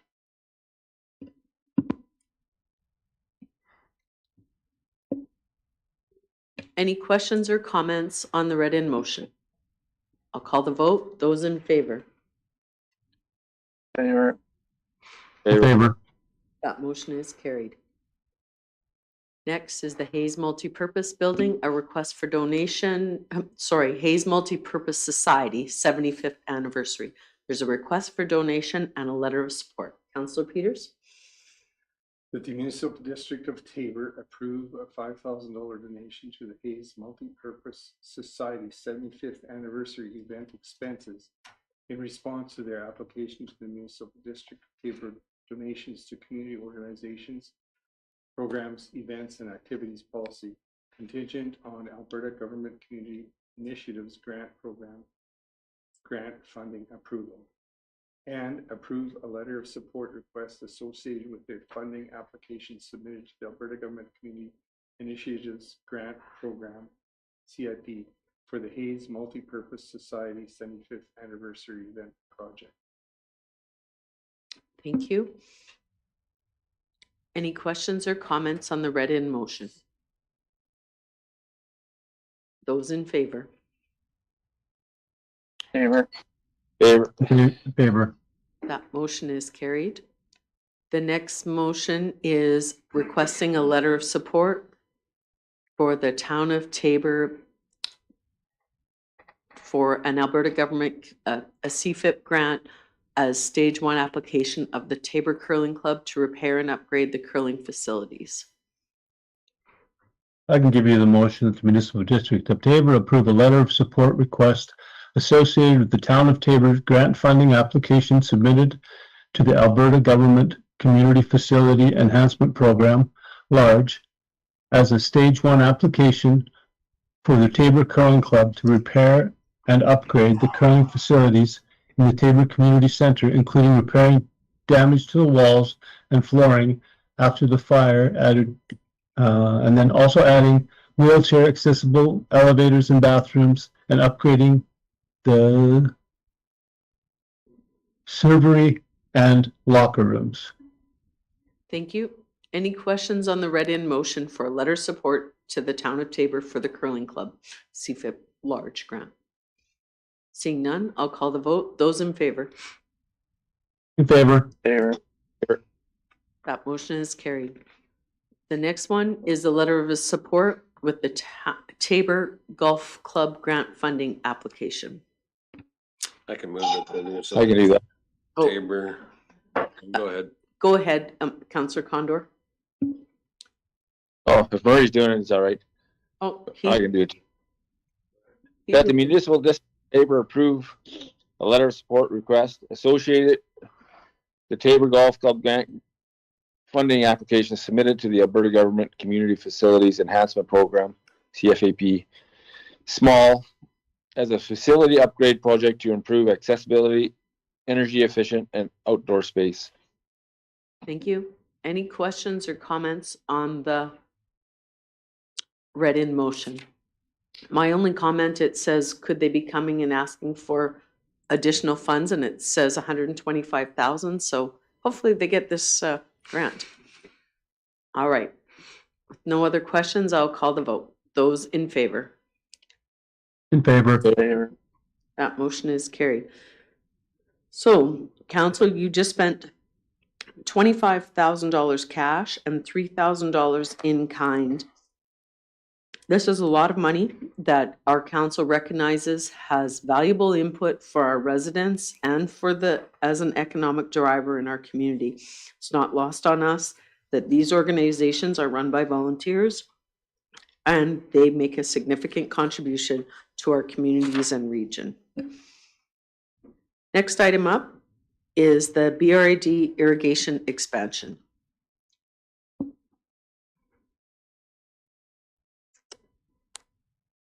Do you want to start speaking to that?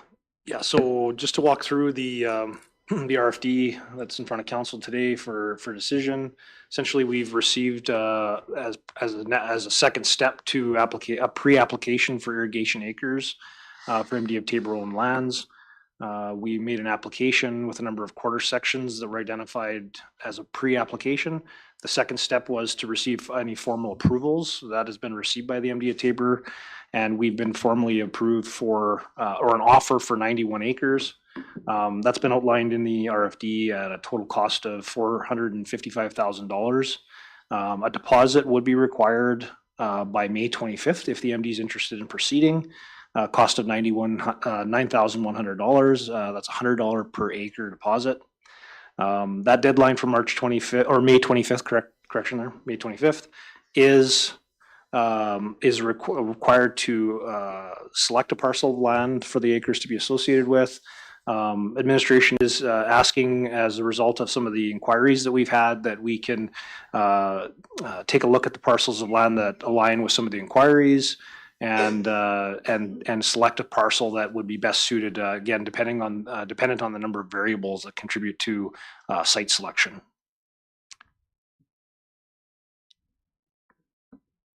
The process is outlined as well in the RFD. We try to provide in a series of events, a series of steps. There is some costs associated with any penalties if a different direction is taken with regards to transferring of acres and such, that if the MDA Taber is considering other options.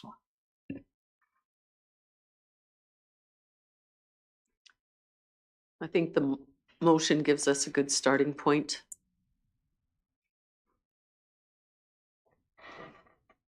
I can give you a motion that the municipal district of Tabor approve submitting a BRID formal application to acquire 91 acres of BRID irrigation water rights and direct administration to investigate and determine the most effective MD of Tabor land on which to apply the irrigation water rights.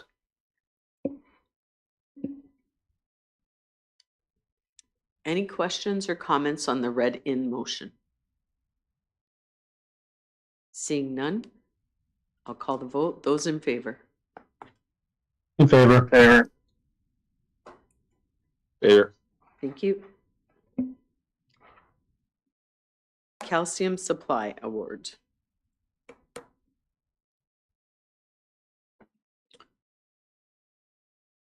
Ultimately, this is before council simply because our purchasing policy requires expenditures over and above 200,000. It is a typical operating expense that where an element of recovery is realized specific to the product. And that deadline's coming up, right? May 1st, I think, for application to, okay, sounds good. Okay, with that, Councillor Reynolds. I can move that the municipal district of Tabor approve awarding the contract to Cortec Calcium Services for $478,500 in order to complete the 1560000 liters of dust suppressant supply and application with which works out to 0.29 cents per liter. Thank you. Any questions or comments? I'll call the. I have a vote. question. Sorry. Yeah, I have a question. Corey, I'm just wondering what through all this, Corey, I'm just wondering what the difference is between calcium 32 and MG30. MG30 has magnesium hydroxide in it, and calcium 32 does not. So magnesium hydroxide is a inhibitor for rust, so corrosion inhibitor. So the new product has a corrosion inhibitor or doesn't? Doesn't, no. Normally other distributors only do the same type of product, the same 32 product. Cortec is the only distributor right now that includes magnesium hydroxide. So without sole sourcing it to Cortec, this is the option we get.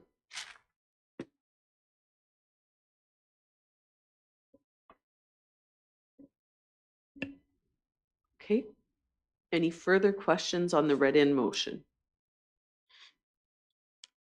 Those in favor? Favor. Favor. Favor. That motion's carried. Next, the gravel crushing contract. Yeah, so similar rationale with respect to why this is before council. As per the purchasing policy, it exceeds $200,000 and it's before council for award.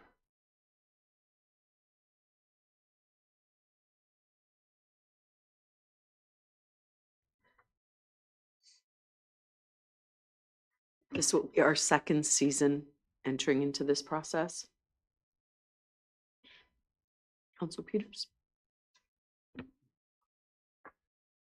I can move that the MD of Tabor council approve awarding the contract to Sage Management Limited for $486,000 to complete 90,000 tons of aggregate crushing at Renton Pit. Thank you for the read in motion. Comments or questions? My comment on the summary of key points well into the background as well, is I'm glad to see that administration is going to have a plan, although council, with the support of administration, reduce the number of tons. I think we know grading and graveling is an important part of our operation, so I am glad to see there's a future plan to increase the amount of gravel crushed in the future. Any further questions?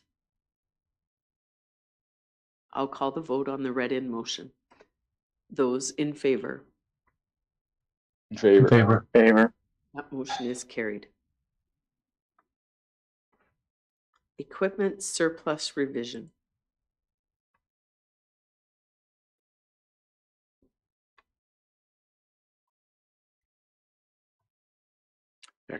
We did bring the primary equipment surplus RFD to the last council meeting. However, there's a couple of items that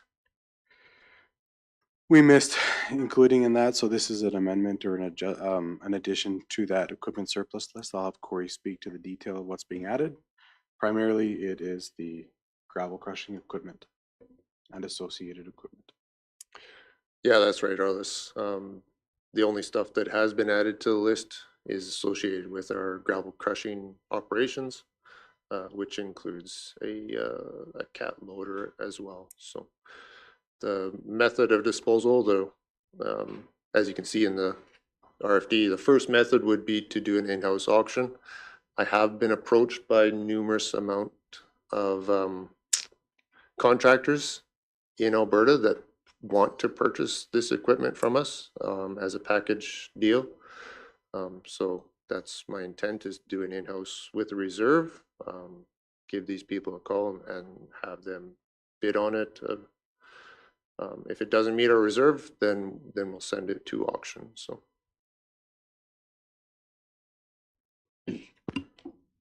What process would you use to get the information out so that's widely known that we have this equipment going up for sale? well, it'll be on our website. Of course, I'll phone the people that have inquired with me already about it. Aside from that, I'm not really sure. I'm wondering if there's an aggregate association that There would have a is, yep. publication that we would be able to place a notice in as well. Yep, we could do that. Just want to make sure that we're distributing information as far and wide as possible so that it's truly a competitive process. I understand the interest in avoiding the cost of commissions through an auction house, and if there's lots of interest, it would be good to do it this way.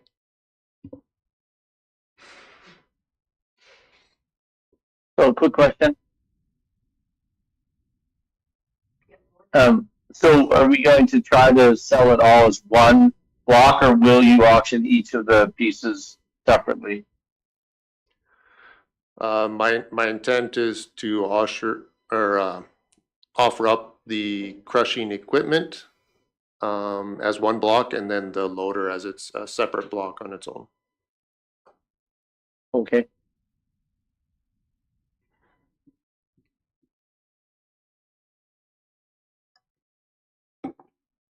Any further questions on this addition? Councillor Reynolds? I can move that the municipal district of Tabor approve the revised surplus equipment list as presented. Thank you. Any questions on the read-in motion? Call the vote. Those in favor? In favor. Favor. That motion is carried. Council, I'll just look to you. Do you need a break? Are you okay? Recognizing that it's not so convenient for the guys online, or would you like to just keep going? Okay, I'm hearing power on, so we will. Bylaw number 2032, the property tax bylaw. So the property tax rate bylaw was presented at the last council meeting. And before that, recommended by committee of the whole. As outlined in the background section of the RFD, up to this point, it has received first reading.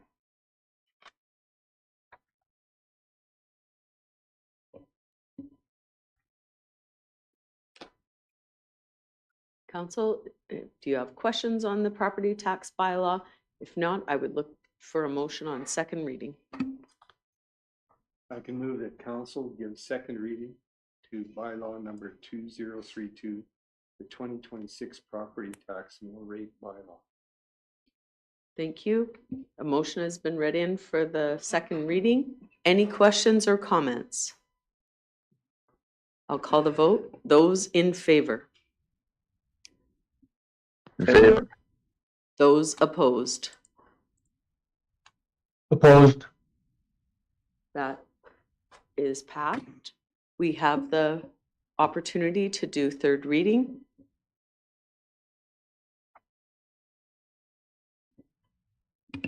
I'll move third reading of the bylaw. Deputy Reeve Johnson moves that council give third reading to bylaw number 2032, the 2026 property tax mill rate bylaw. Any questions on third reading? Motion. Seeing none, those in favor? Favor. Those opposed? Opposed? That motion is carried. Thank you. Next, we move on to the procedure bylaw. This is we reviewed this at committee of the whole. I'll refer to Arliss. Yep, this was again referred from committee of the whole for just, I believe, additional discussion. In administration, when preparing their request for decision, they outlined a summary of key points, similar to what was reviewed in committee of the whole, but they also did add, I think, additional information specific to notice of motion, as well as the committee of the whole recommendations from April 21st, 2026, and then some additional administration adjustments as a result. One of those being referencing like the agenda template in a schedule versus the body of the bylaw. Adjusting a notice of motion timeline from 14 to 10 days. And then just ultimately to ensure if the public or stakeholders request something be on the agenda, that there is a mechanism it can get on the agenda.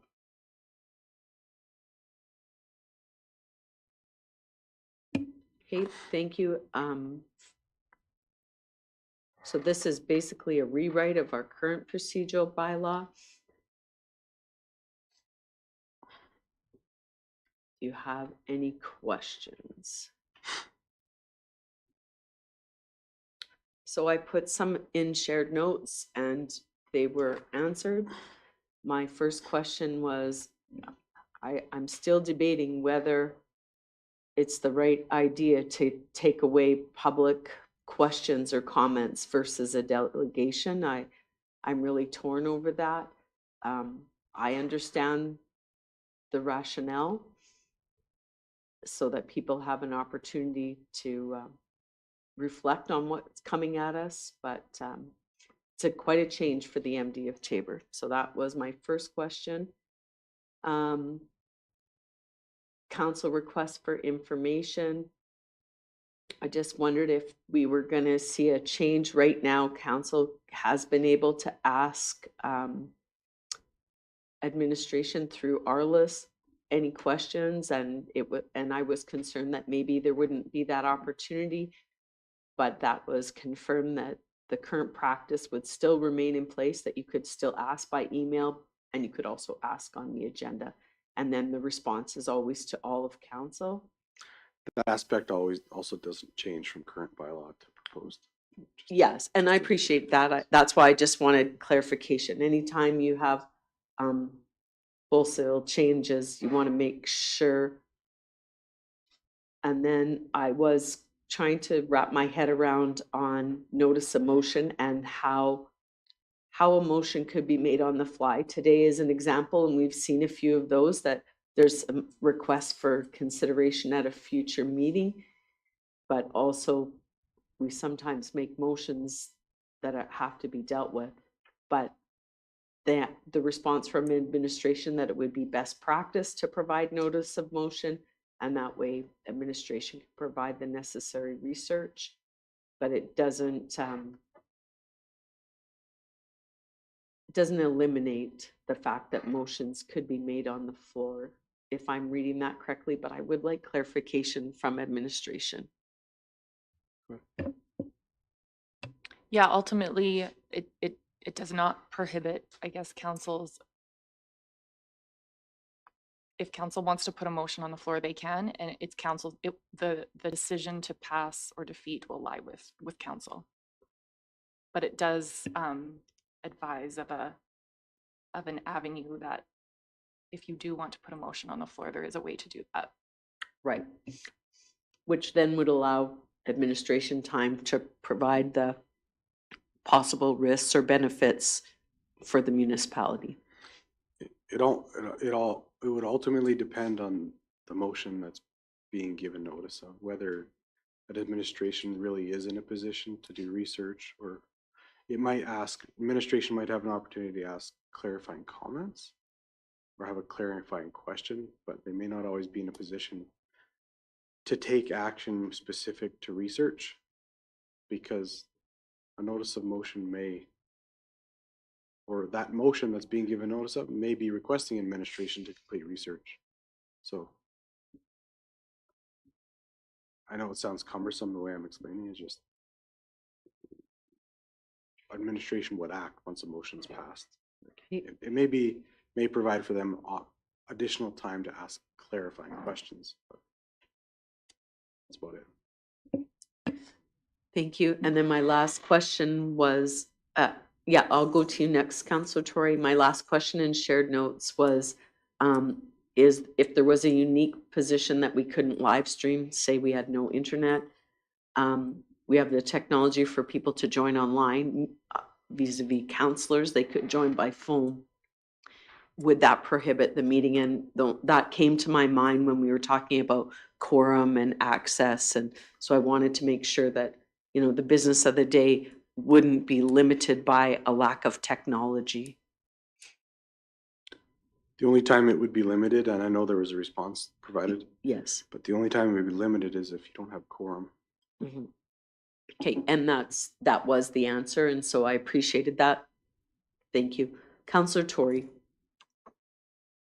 Well, I agree with you that, anyway, I'd be willing to consider allowing for brief, you know, I don't want to say open mic, but you know, people to come in.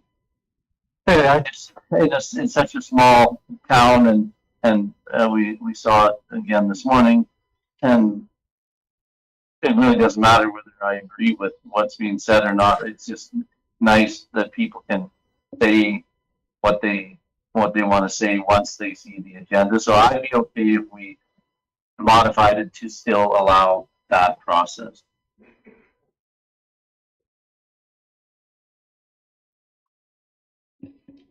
Is the purpose, if I could ask clarifying questions, is the purpose perhaps for counselors, are counselors considering the, what's this called, opportunity for people to speak, I think it's called, call for people to speak, as rebuttal might be the wrong word, but as an instant feedback opportunity for what's on the proposed council agenda of that day? Or are they seeing it as more of a opportunity for any concern to be brought to council to be heard? Because I think the latter is the context in which, for those municipalities that do implement, is what they consider it, as what they consider it as a tool for. any opportunity or any matter that the public want to bring to council's attention, to be able to come to a council meeting and share that. I believe that's the general context that most municipalities implement that tool in. I'm not sure if they implement it with the intention to be a rebuttal or direct feedback tool for what's on the council agenda of that day, and that's perhaps where delegations might become more appropriate. But it's more of a clarifying question as to how council sees that. I'll give my feedback, but I want to give Councillor Chiqueto a chance to ask or reply. So for me, it's the latter. The call for people to speak would be to bring information forward, and that we take that under consideration. It doesn't necessarily have to deal with the agenda of the day, but if it's part of the agenda of the day, having those thoughts added probably isn't right. It probably needs more time than that. But I think I would agree with Councillor Tory is that call for people to speak needs to remain on as part of the agenda and part of the opportunity for the public to bring concerns forward. Or in some cases, we've had people bring accolades forward. And so allowing for people to speak is important, and it needs to remain there. And maybe there's just some confusion as to what we're changing here. Maybe we aren't changing as much as I believe we are.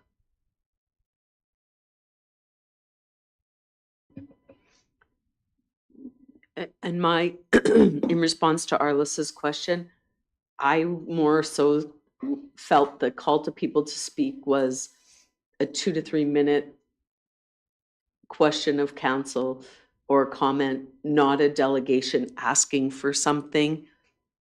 And with both of them not necessarily having an ability to debate or respond at the time. When you take that away,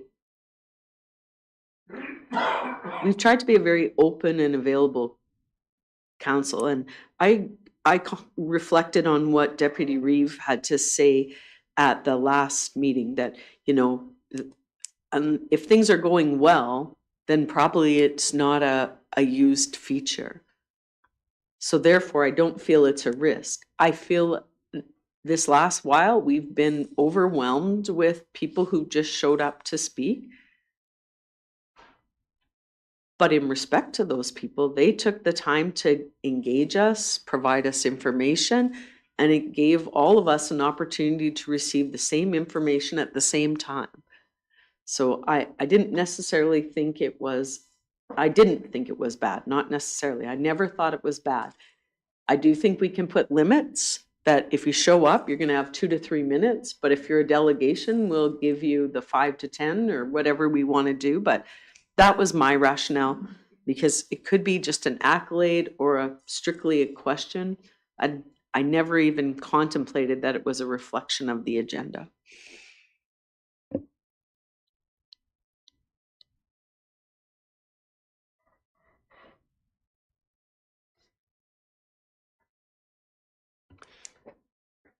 Personally, I think that if we're looking at making a change in the way people are able to present and have access to council during public meetings, before we go down the path of even giving first reading to a proposed change, I think it would be appropriate for us to invite comments on what's being considered. If you get to the point where you've actually given first reading to a bylaw, it's a fairly clear indication that this is something that council has an interest in moving forward with. And I think in this situation, when the right to present to council has been used as frequently as it has in the recent past here, making changes in that right of access to council is something that shouldn't be taken lightly, and it would be appropriate for us to reach out, let people know that this is what's being considered, and receive some feedback on that before we even give first reading to an amending bylaw.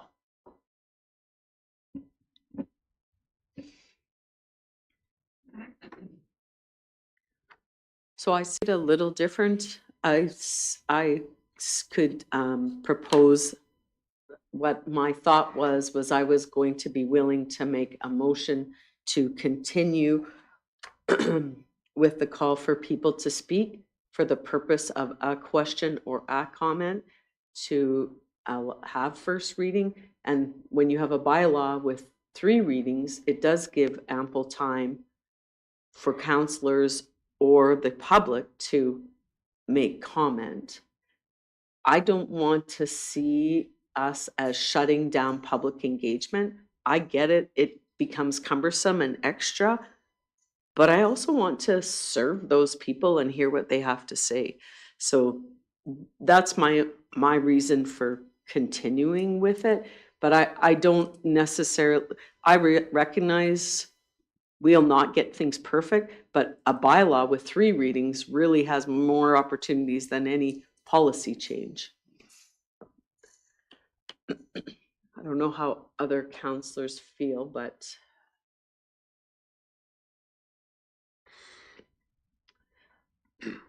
If it helps council, or, I mean, if they're struggling to agree with what's being proposed, they can give direction to administration to include or remove certain aspects of the procedure bylaw before they give any readings.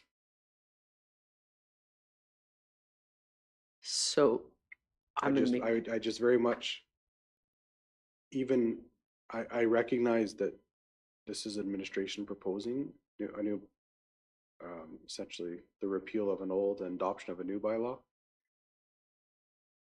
But that being said, I don't recommend, if council doesn't intend on following it,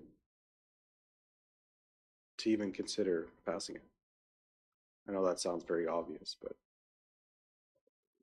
we're here to implement council's desires of what they would like to see in the bylaw. So we'll take that direction and try to incorporate it as best we can.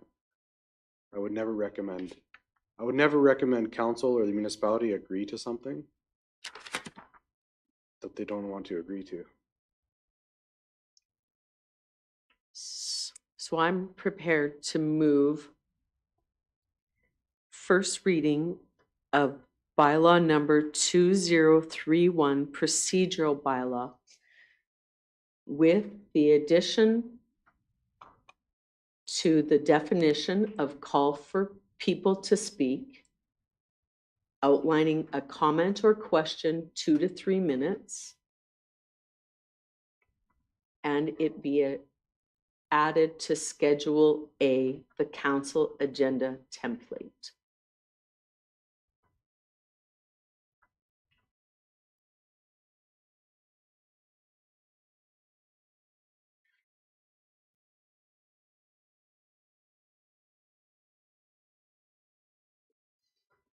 Councillor I just have Tory? another.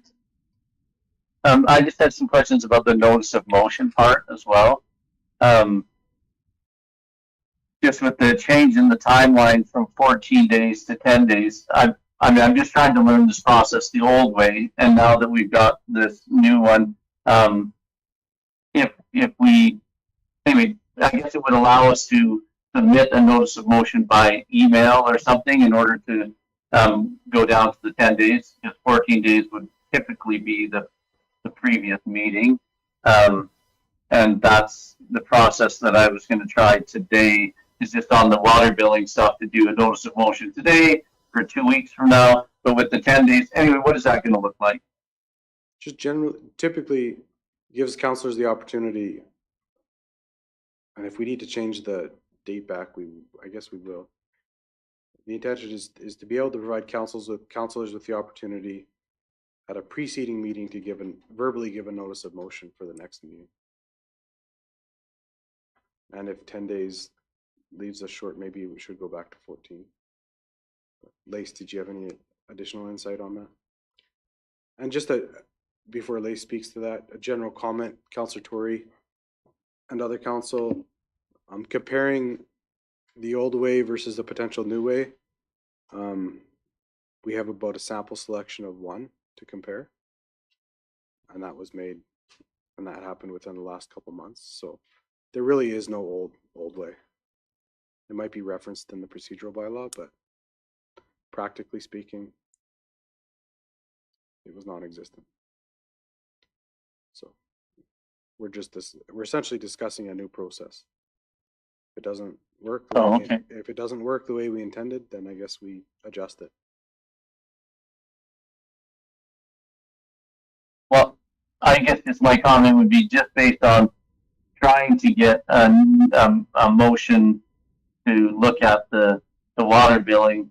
It definitely seems a little cumbersome, but I totally understand that we got to have some information in order to make a decision on such a motion, and so we got to give administration time to gather that information. So I just don't want the process to be cumbersome, but I don't want it to be rash decisions. We definitely want to give the appropriate amount of time. Essentially, it's one council meeting in advance. I don't know how else to articulate that. Did you have anything else to add, Lace, to that? No, I don't think so.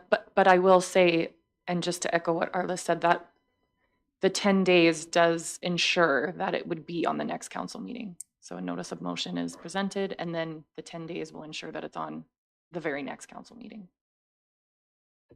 Okay. Oh yeah. Okay. Sounds good.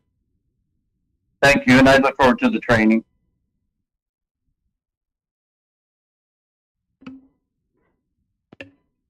Okay, so there is a motion on the floor. Maybe we can see that in front of us. I know it was a bit cumbersome.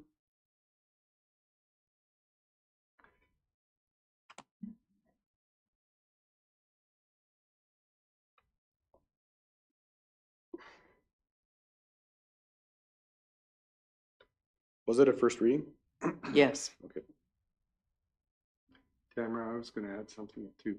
I like the idea of leaving it at 10 days, because if for whatever reason we all of a sudden have a meeting that's less than 14 days apart, we can still accommodate that. Thank you.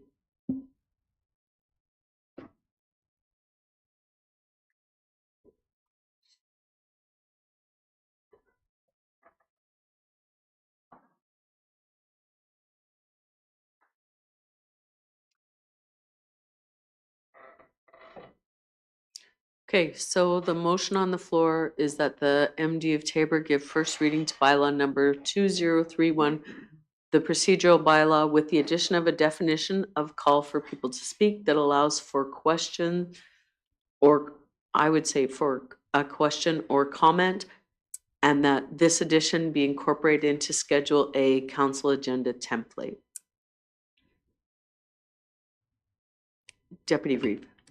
Just one question. So what we're proposing then with this motion is to take what is currently in Article 36, where it lists the standard agenda order, and that would all be pulled out of the bylaw and included in Schedule A. And based on what the motion is that's on the table right now, that Schedule A would still include an opportunity for people to come in and submit comments to council at the beginning of a meeting, just like we had today. Correct. And the opportunity to have a delegation if you wanted more than one question or one comment. That would be my intention. And I realize I'm having some trouble with change. And maybe that's all that this is. So perhaps by the second and third reading, someone will convince me otherwise. But at this point, I see that there still could be an opportunity to someone to present. And it gives us the opportunity to say, if you have a request of council, like we saw in the delegation today, we can say to the call for people to speak, I'm sorry, this is more so a delegation, and we look forward to seeing your submission of a form for next month. It will require us to take on some heavy lifting, but it will give people a chance to ask a question or make a comment. And I'm happy to hear from any member of council if they think that I just am not open to change, because wouldn't be the first time I heard that.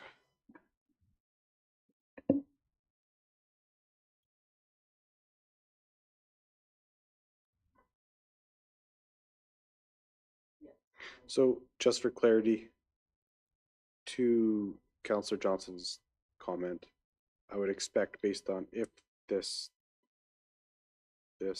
resolution passes, I would expect the call for people to speak portion to get reintegrated back into the template, the agenda template. Yeah. That's Basically as it is now. yeah.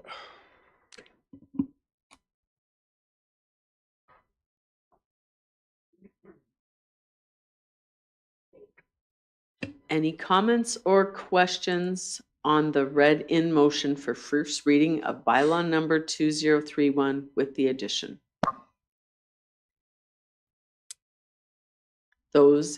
I'll call the vote. Those in favor? In favor. Favor. Those opposed? That motion is carried.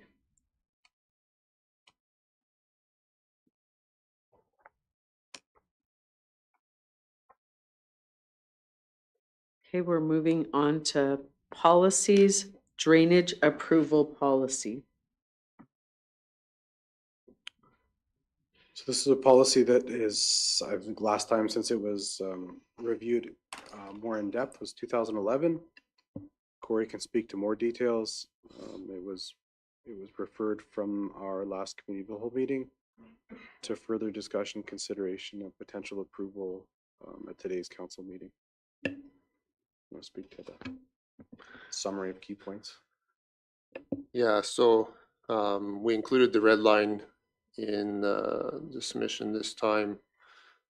Mainly, we took out the private field approaches of this policies because we do have an approach permit that takes care of anything related to field approaches. And we also removed the list of approved contractors because that is published on our website and easily accessible. So other than that, just some clarity around the policy. Also the form on the back end of that previous policy was removed. So I'll answer any questions you have. Okay, council, you did have an opportunity at committee of the whole, but at this time, any questions on the proposed recommendation?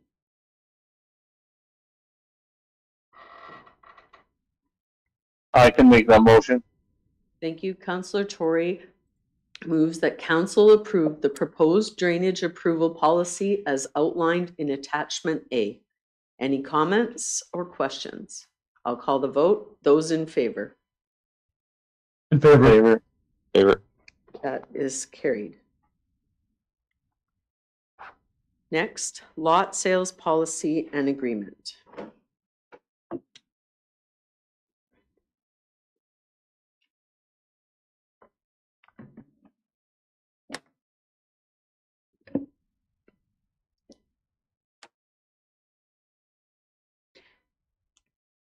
Again, this is before council. It has gone through committee of the whole for discussion and conversation. It's been referred to council. From a bigger picture perspective, this is to streamline the sale of residential lots, or any develop, I should say, developed lots that the MD of Taber has in its current inventory. That has council approved lot sales.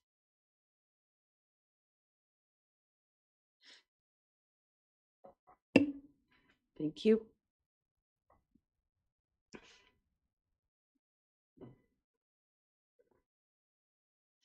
Okay, council, Councillor Chikado. Is there, are these two separate motions then, it looks like? Is that right? Administration, is that preferred? Correct. Yes. Okay, I guess I'll give you the first motion then. The municipal district of Taber approve the draft lot sales and development policy attachment B. Thank you. Any questions or comments on the read-in motion? I will call the vote. Those in favor? In favor. Favor. That motion is carried. I can move that the MD of Tabor approve the draft lot agreement attachment C. Any questions or comments on the read motion? Those in favor? In favor. Favor. Favor. That motion is carried.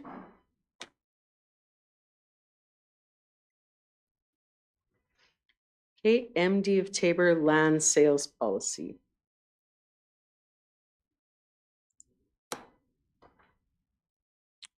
So we've incorporated the last directions and suggestions from Committee of the Whole into what's attached to this RFD, and it's here for discussion and consideration by council. Was there anything you wanted to specify or identify, Bryce?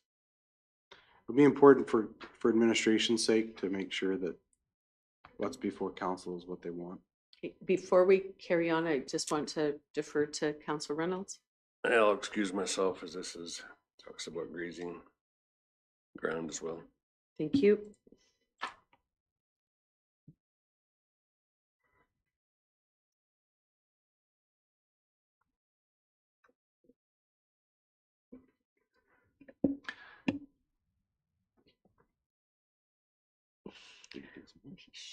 Jesus. Oh. Not sure if I got to step out from this one or not, too. Maybe I'll step out. Okay, thank you, Councillor Condor. It's noted in the minutes.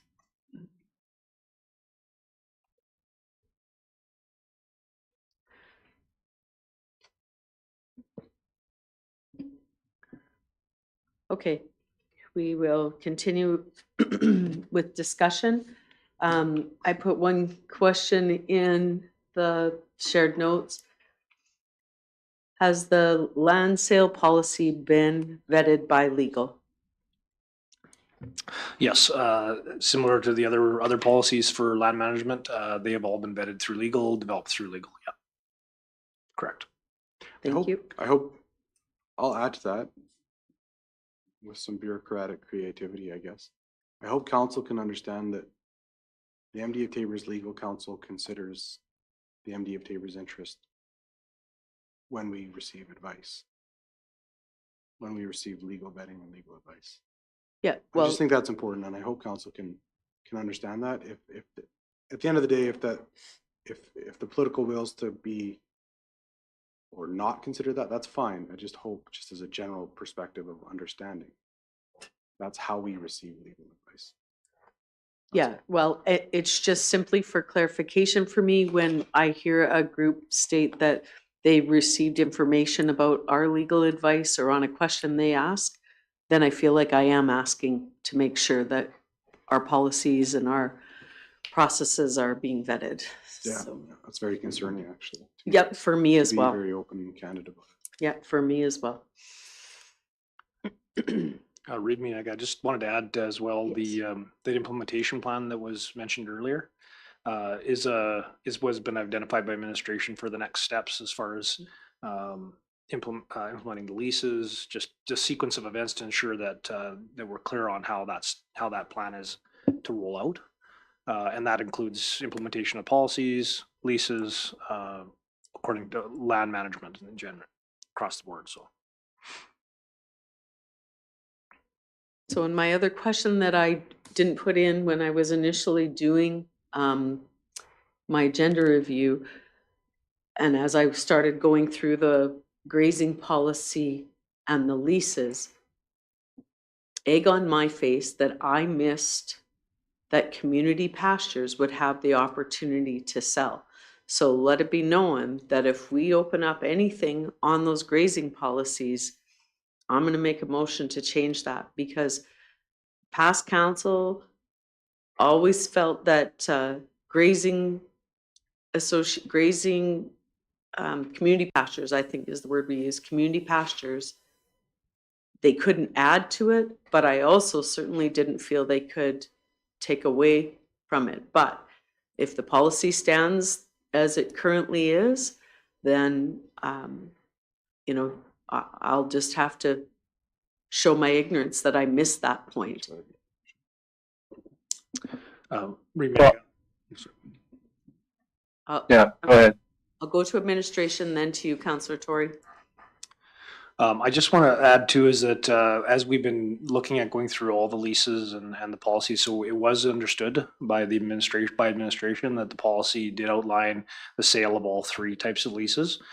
So we did identify that there's an oversight that the community pastures the lease itself doesn't contain the section that allows for the sale. And so that was just purely an oversight that we believe to be just an oversight when it comes to the lease itself. Although the policy itself does speak to the sale of lands for all three types.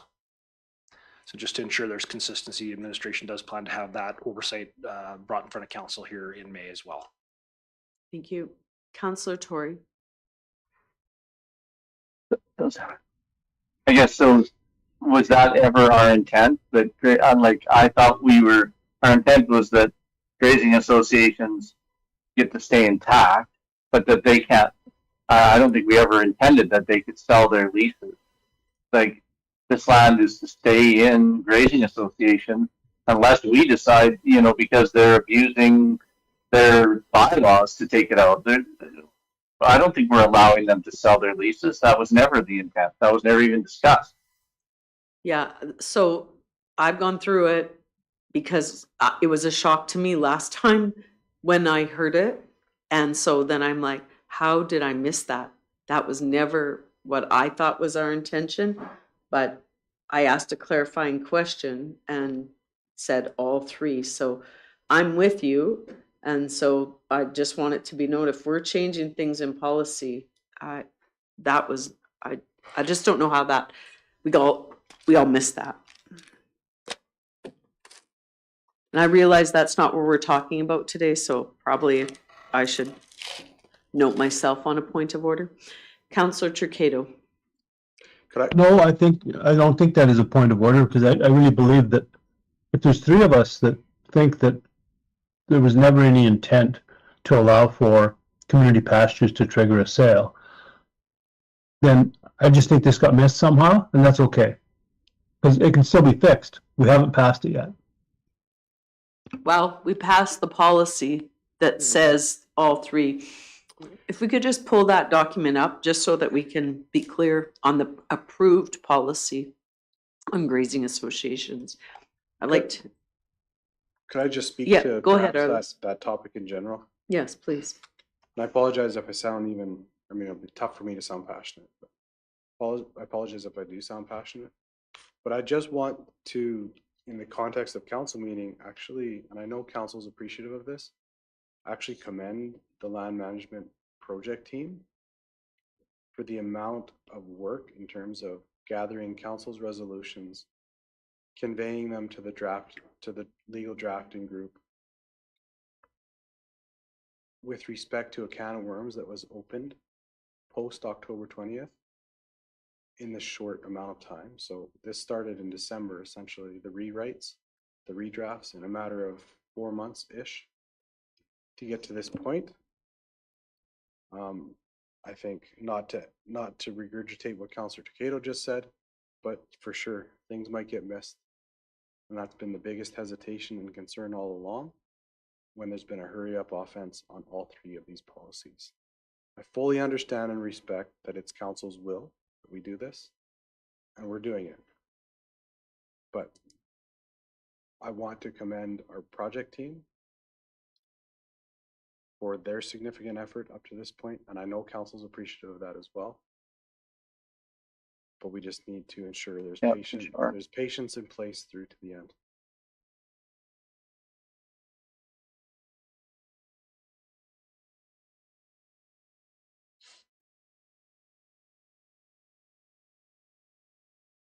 I'll be quiet now. We Go ahead, John. Sorry. Go ahead, Councillor Tory. No, it's John. Sorry. I agree with Charles. It is, we've tasked them with a lot. So if we miss a few things here, there's no need to be angry about it.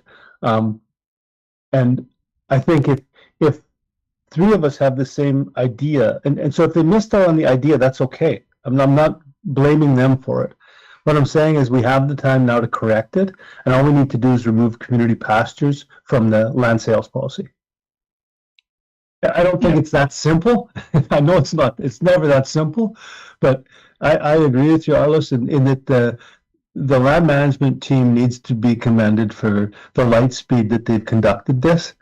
If this was any other form of government, this might be going on 4 years. So I really appreciate this is now April, and we've got a lot of things done and a lot of changes made. So I appreciate that. Thank you.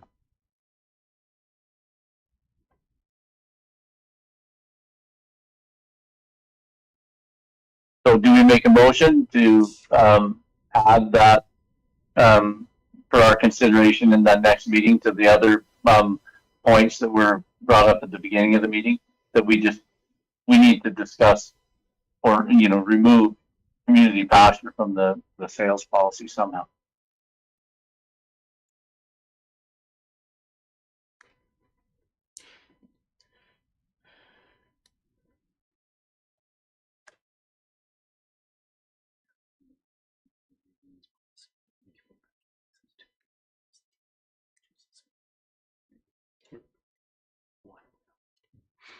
I have to admit, council, I'm a little confused.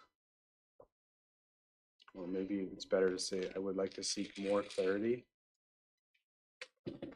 Councillor Reeve-Nega mentioned that her opening concern was, I believe, community pastures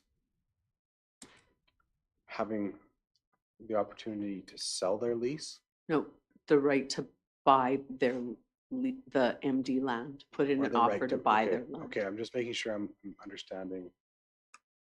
We're all talking about the same thing, and I apologize. But I think what John is saying is, like, we're not intending for them to be able to buy and sell their lease papers or the land. We're leasing it to a community association. That's all. Okay, that provides, if that's the will of council, that provides clarity for administration, I believe.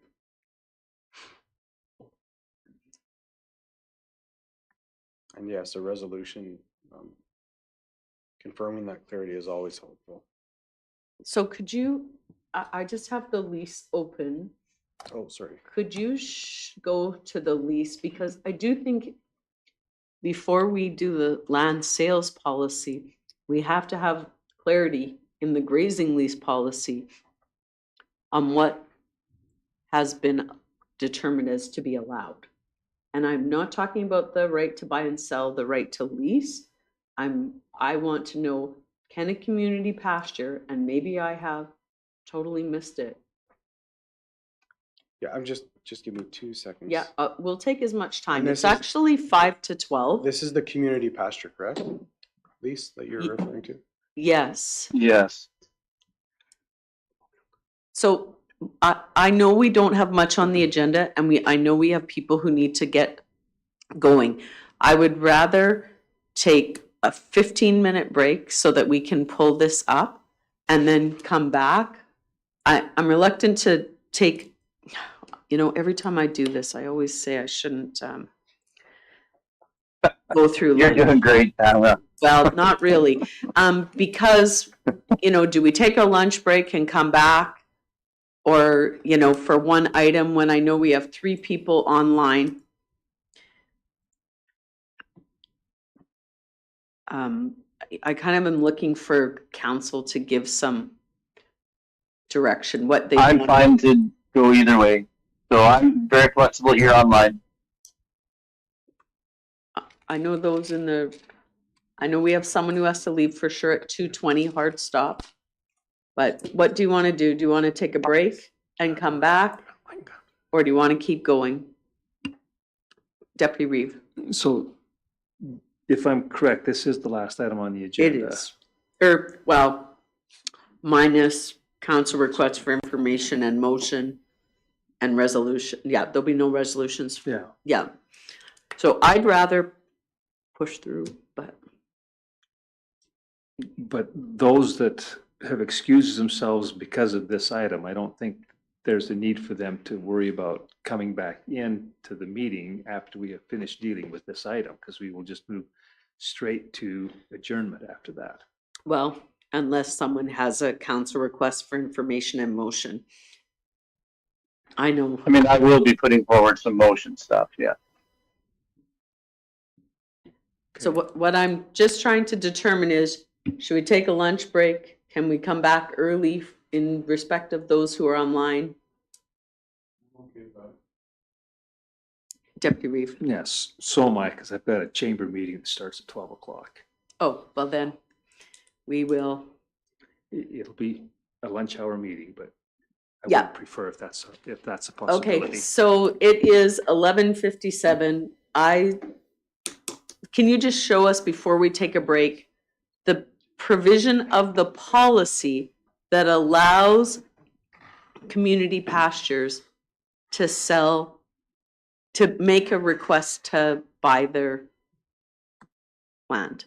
And maybe I have totally missed the boat, but it was just some concern I had at the last meeting. Is there anywhere in the grazing policy that allows, and I believe the word was all three have the provision to request to purchase, to initiate an offer to purchase? That's under the section. I'll bring it up. Yes, if you could just bring that up. And then once I see that, we'll take a break. That's under the section that refers to all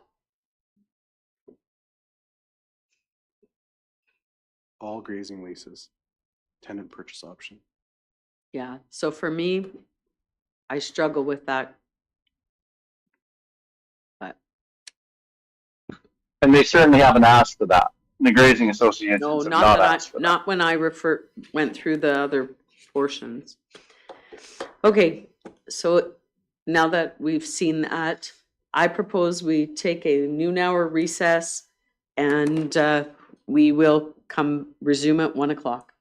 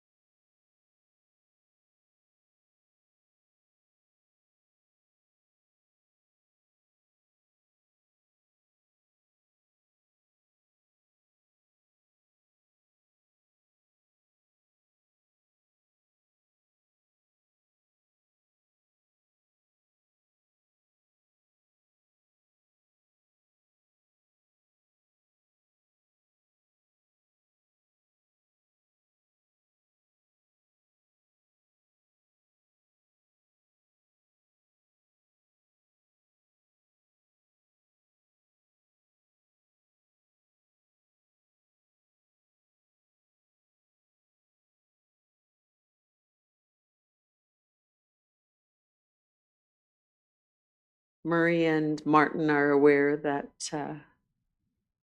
we're gonna continue on. All right, we'll resume our April 28, 2026 regular meeting of council. We're continuing with the MD of Taber land sales policy. Should be noted that Councillor Condor and Councillor Reynolds recused themselves earlier in the discussion, and we're just continuing on. And Councillor Tory and Councillor Chikado are online. Okay, so we were kind of going backwards a little bit and discussing some things with the grazing lease, but what is before us is the draft sale of the MD of Taber land policy.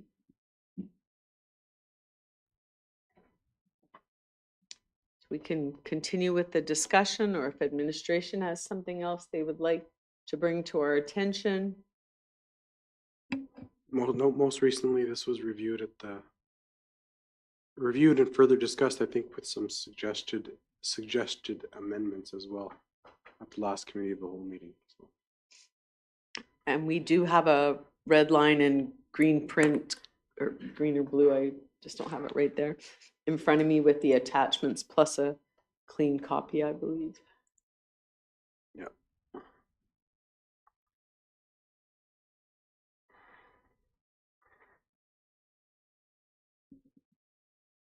I was just, this is David. I had a question.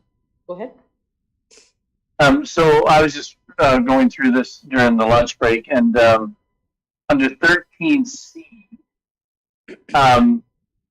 these are some of the changes that came up because of our committee as a whole, about only allowing the original, the current tenant, the first right of refusal. But I think that understanding the history of how ranches work, family assignees have to be considered here. So under it says any purchaser or assignee of a lease shall purchase land under the competitive bid process. I think we were only intending that to be the purchaser. That's all we were talking about. Any purchaser of leases, we're not doing that. But I know grandkids that are farming, and their grandparents still haven't assigned the lease to their grandkids. So sometimes farm families just don't do these legal things as they go along. It's just the nature of family farms. And so to not allow family assignments we're trying to allow the original ranches to be able to buy their land is what we're trying to do here. So I think that if we just take assignee out and just say any purchaser of a lease shall purchase the lands under the competitive bid process, I think we gotta, anyway, I'm open to discussion on that, but I think that's always been the intent.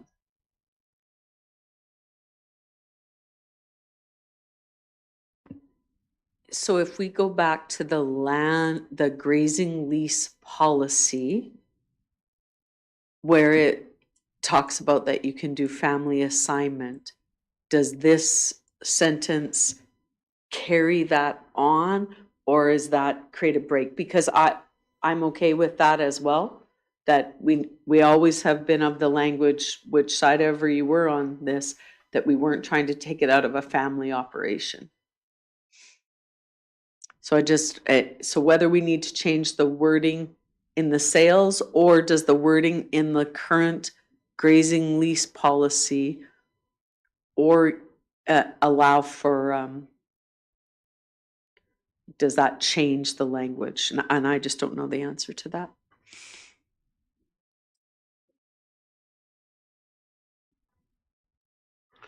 In any potential change that or discussion that council is looking to have, I think you're probably be best suited for everybody, i.e. council, to approach the principles you're trying to see achieved, and then administration is just going to have to go back and see what affects what if you change this in this policy, what affects what else is impacted in another policy. So it's to do it amendment by amendment at this point in time, I think is just gonna keep resulting in holes that we find later on, so. Okay, David, I can support that, you know, so I don't know, does anyone else have a thought on that? And then we should do it by motion?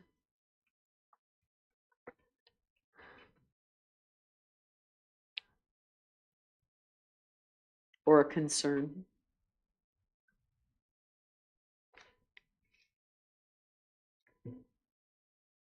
Would you like these motions separately?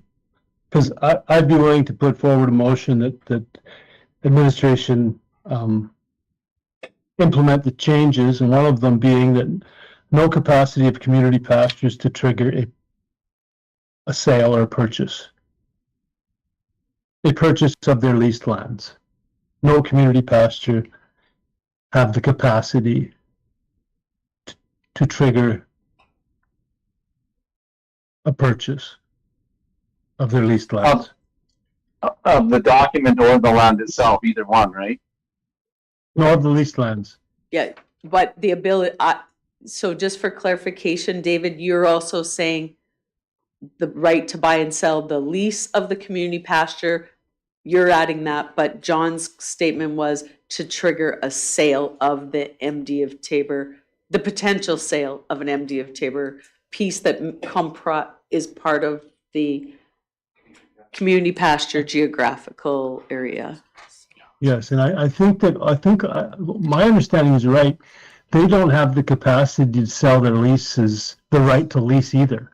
I think that's already in the community pastures. Yeah. And so what I'd be wanting to add to that is they're not having the right to trigger a sale of those lands or a purchase of those lands. Okay. So that also needs to be in the sales policy and matched with that in the lease agreements that community pastures will be signing. So you made a motion? Yes, so that community pastures have no capacity at triggering a sale or purchase of their lands, of their leased lands.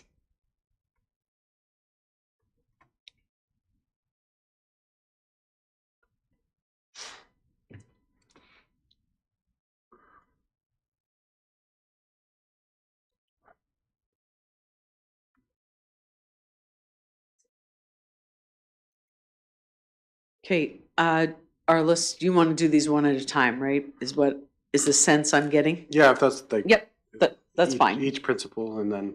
We can do that. But So- to be clear, administration will take those back, and we will be required, from an implementation perspective, to review not only how it impacts any one policy, Mhm. but at this point, I'm going to reference potentially 2 or 3 policies. Correct. Deputy Reeve. So at the conclusion of this discussion today, the expectation is not that we're going to be approving this policy.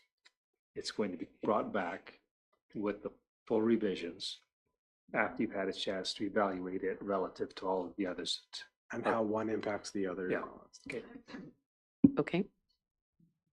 So right now we have a motion on the floor that community pastures do not have the ability to trigger a sale of their MD of Tabor leased land. Any further questions or comments on that motion? Seeing none, I'll call the vote. Those in favor?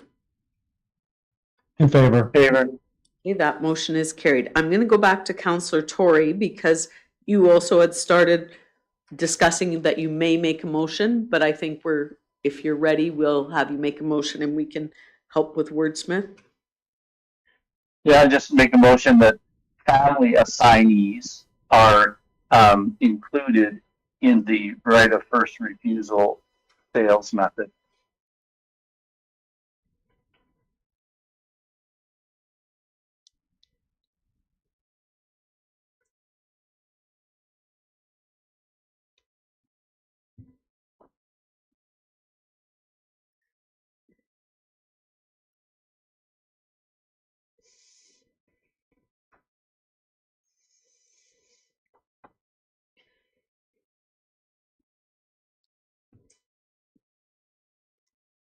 So Counselor Tory moves that family assignees are included in the right of first refusal in the sales policy method. I gotta just make sure, maybe Lisa's got Well- something better. Process. And there is a, We'll just maybe wait on Lace and then Counselor Tory can have a look at it, 'cause I think I missed the.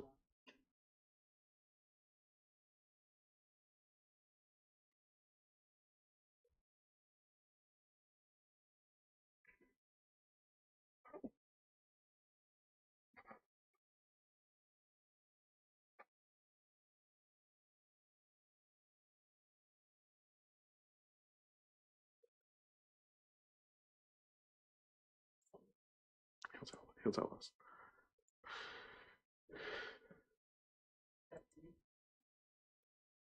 I mean, I think it's 13A is where they describe that sales Yeah. process. But 13C is where it says only the original tenant under a lease will benefit from the right of first refusal. I think if we just inserted only the original tenant or family assignee under a lease will benefit from the right of first refusal.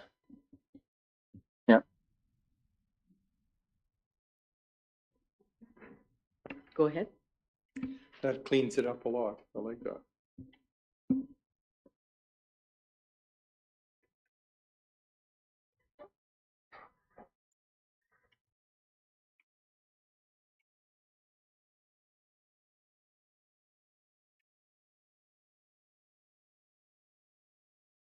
I think that was the intent all along. It's just something, well, again, it's one of these things that got missed, but it wasn't intentional. It's just one of these things that got missed, that's all. Yep. Yeah, and it's on us that we didn't have the motions right, so now we're there. Okay.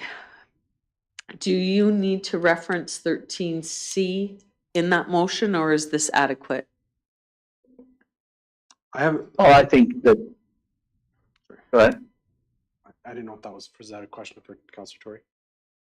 Well, I was kind of asking our administration, just so that you knew. Yeah, go for it. Yeah, my response is the same.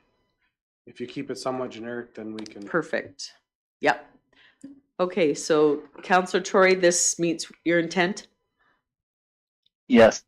Okay, so Counselor Tory moves that the MD of Tabor land sales policy include that family assignees are to benefit from the right of first refusal. Any further questions or comments on the read-in motion? I'll call the vote. Those in favor? In favor. In favor. That motion passes.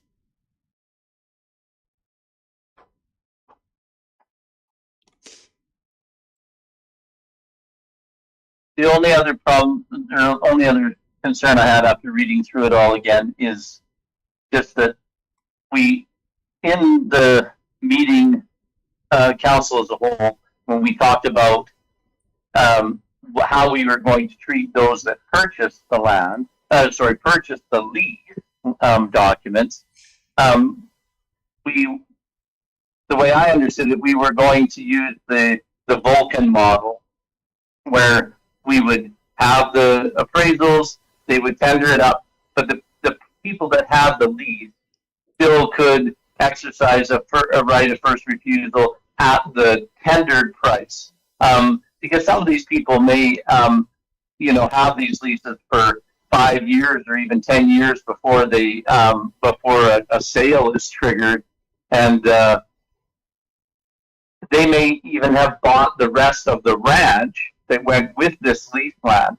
And so I still think that we're trying to allow the ranches that are in these communities to stay whole, but they would have to go to the tendered price. And that's what Vulcan did. And Vulcan also opened it up to the neighboring farmers at that point, the adjacent landowners on the bid.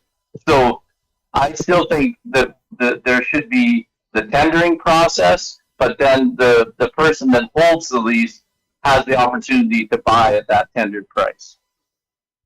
That's what I thought we discussed and that we kind of agreed on.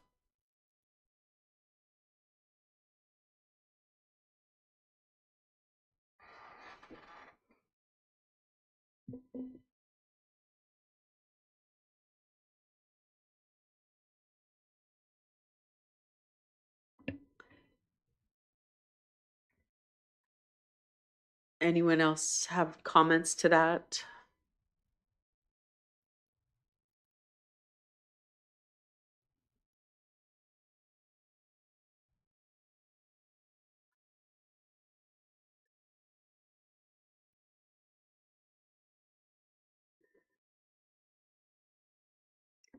I'm not as inclined to this suggestion, Counselor Tory.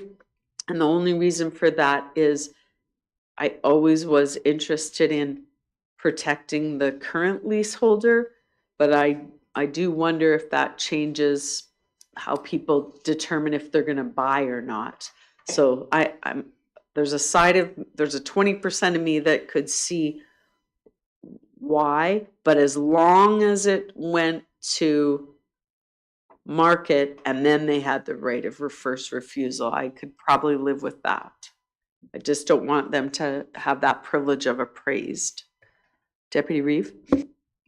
I think that's what Counselor Tory is suggesting here with that comment. Counselor Trucado? I think we've given more than ample opportunity to the current leaseholders, and I think that's what we need to be protecting here. As far as protecting the subsequent ones, that's not up to us. At some point, we need to maintain our natural person powers as a municipality owning this land, and allow for us to do what any other landowner would do, and that's to operate in the best interest of the landowners, which is everybody in the MD of Tabor. And it's important to maintain that. I agree that the first right of refusal needs to be given to those that maintain, that originally hold these lands at time of signing in 2026 when this happens. But after that, the subsequent ones don't have those same rights, and they shouldn't be entitled to them. We're not trying to protect speculators here or people in the future. We're trying to protect the people that we've been speaking about all along that have been good stewards of this land and that have had it for generations, and we need to allow to treat them with respect. And that's what this does. It has nothing to do with the future owners or purchasers of these leases. And I think the policy, the way it is written on this, is correct.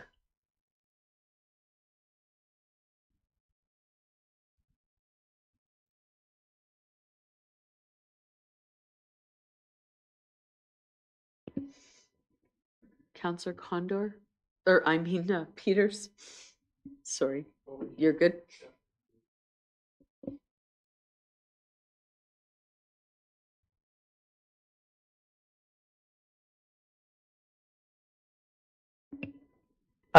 Certainly not a hill I'm willing to die on. This is not a deal breaker, but some of these lease lands are very much integrated into the ranches that they're on. And if over the next 10 years, there will be some people that sell their whole ranch, like they get out of farming. And so then that lease will go to the purchaser of that, because they will be able to purchase the lease as well as all the deeded land and the corrals and everything else. And so it just acknowledges that these lands are part of ranch operations, and that if in the future they're owned by somebody else, that those people still have to go to tender and still has to go to market, all those things. And obviously they can just bid like crazy and try to obtain these lands. But it just seems like Vulcan had a specific intent to try to preserve the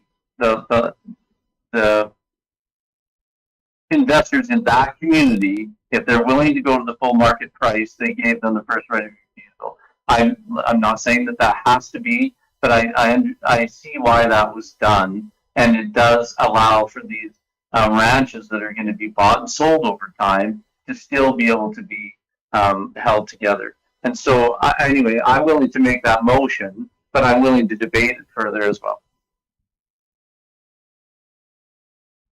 Okay, well, let's put a motion on the floor so that we're clear that it doesn't get missed, because I heard today someone said we missed some motion, so I don't want to miss that. So Counselor Tory moves that.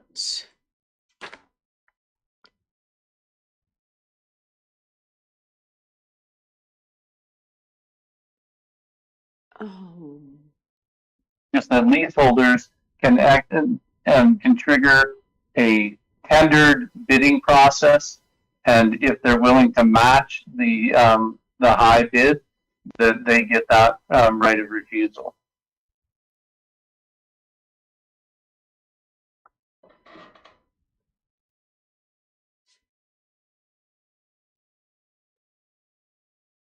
I think it also fulfills the intent, which Alex Ostrov brought up this morning, that if these lands stay in the ranches that they're in, there's a much more likelihood that they're going to stay as grass.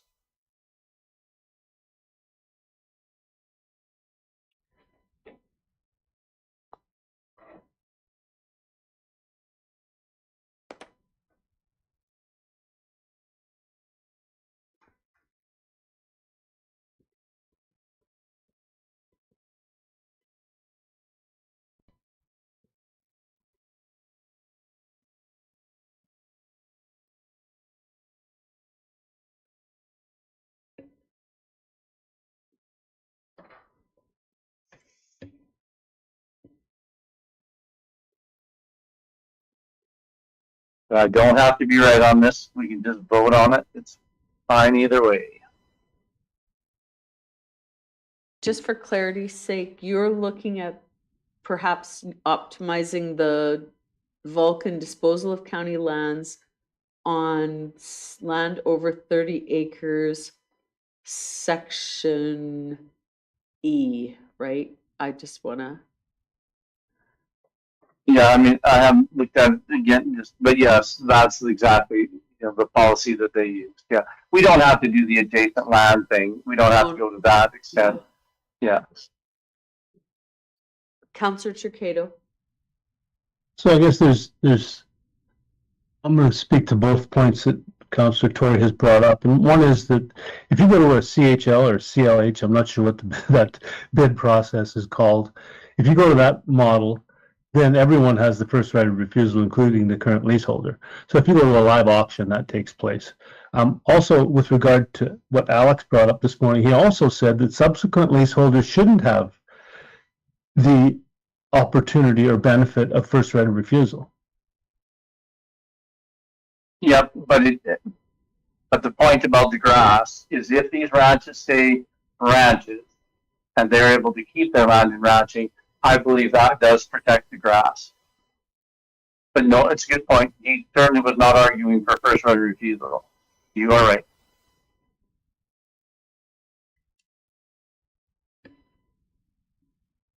And good to clarify, I certainly wouldn't want that to have been implied.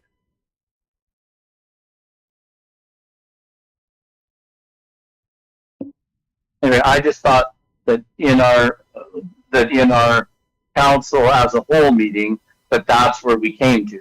I thought that, and I think if we went back and watched that dialogue, I think that we had kind of come to some consensus that we were willing to let it bid up, but that people that had the lease could then decide if they could, take that on or not. Not that we're not allowed to change our minds, so we can certainly change our minds.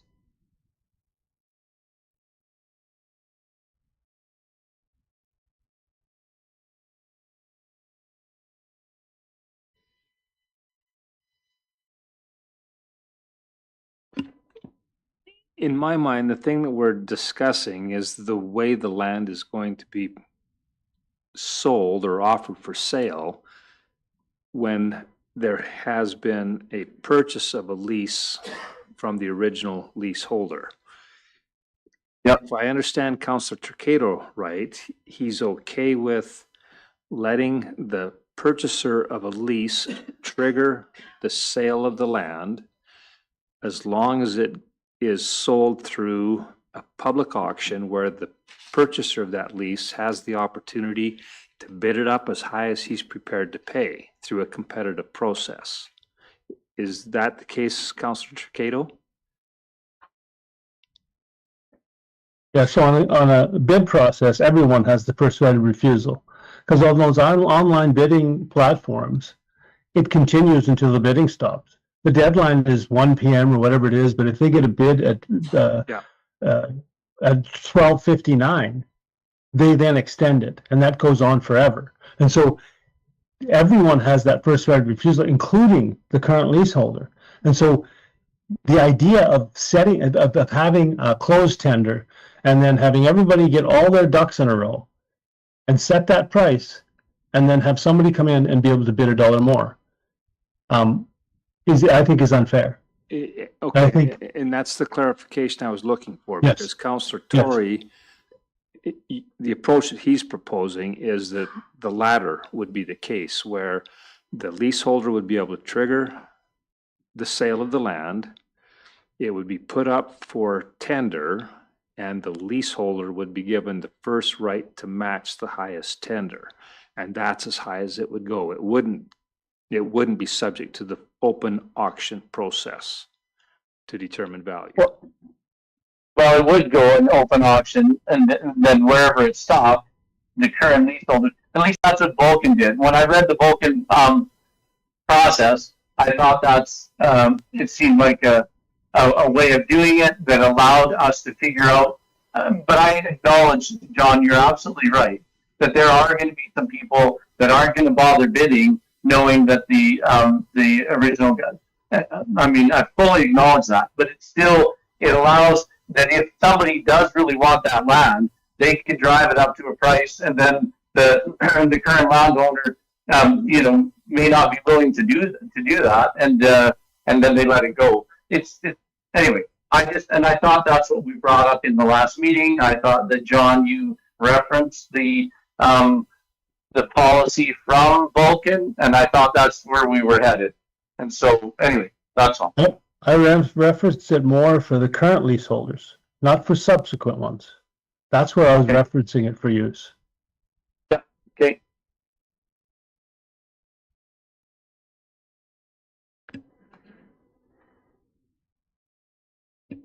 Yeah, I would be more inclined to do the CHL just because I worry.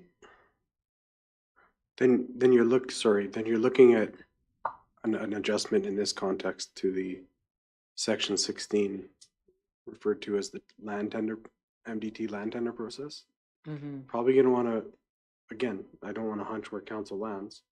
Depending on where they land, it could stay the same, or maybe you are looking at calling it a public auction process instead of a tender process. But that would come from you in the form of direction one way or the other.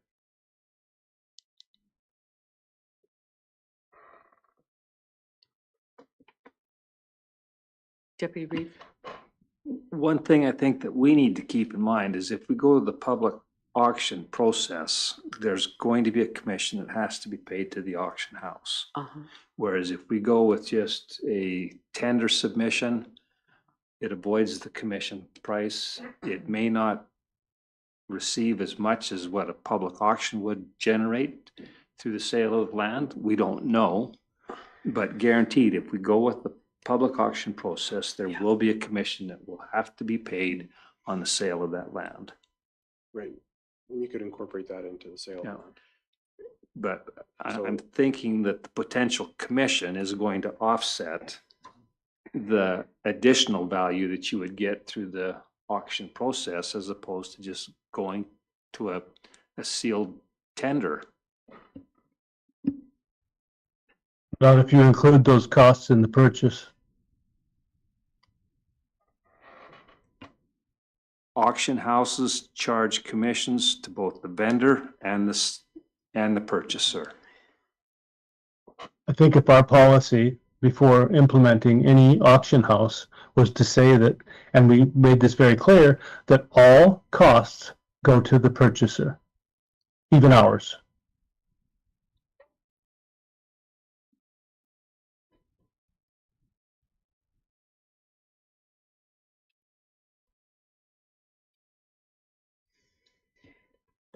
And so then I'll just throw another wrinkle into it. So if we were to keep in line with what Counselor Tory has on the floor,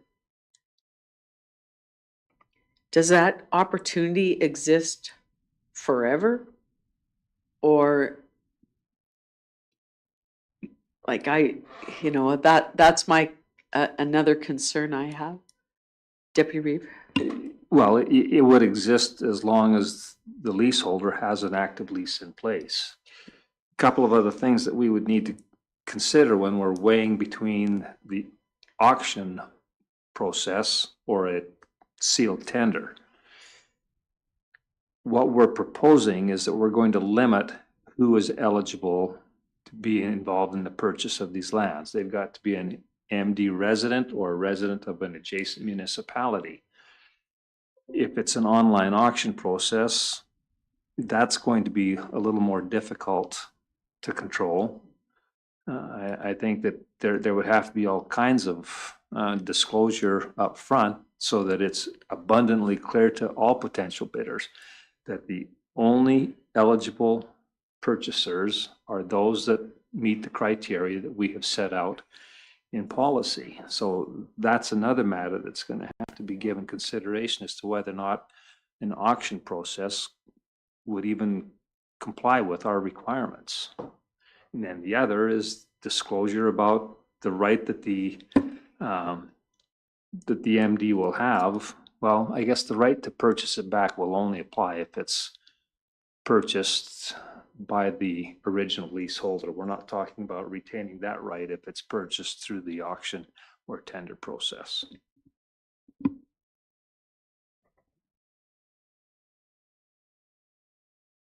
Go ahead, Councillor Yeah, Takeda, and Councillor Tory.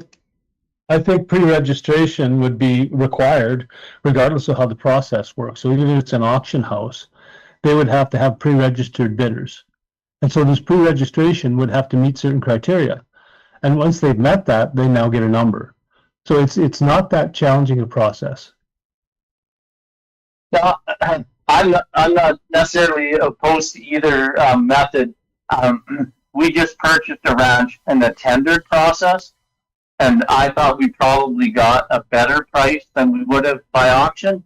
But then a bunch of irrigated land north of Bow Island, right by the ranch that we purchased, went for an open bidding process and went for almost $1 million less per quarter than what we thought they would go.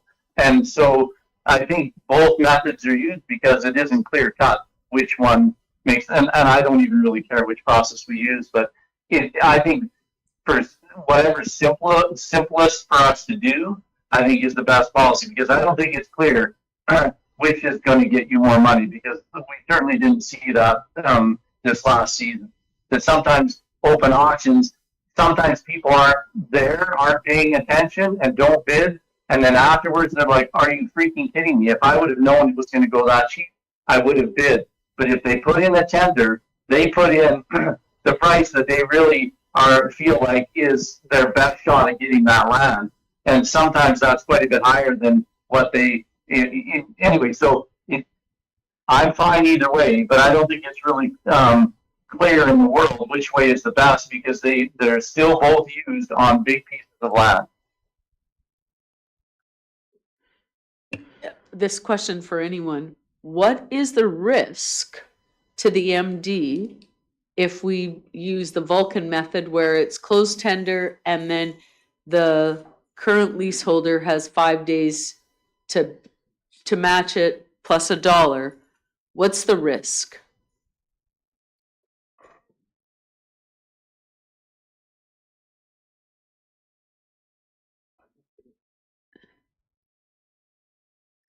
And and I guess Councillor Tory just explained it a little bit to me, that the online auction versus a submitted closed bid hasn't proven one way or the other to be more advantageous. I would have thought CHL would have been more advantageous, but again, I don't really, I've not been in that experience. So I just wonder if, for those who are reluctant, is there a risk with the closed tender and offering it for $1 more?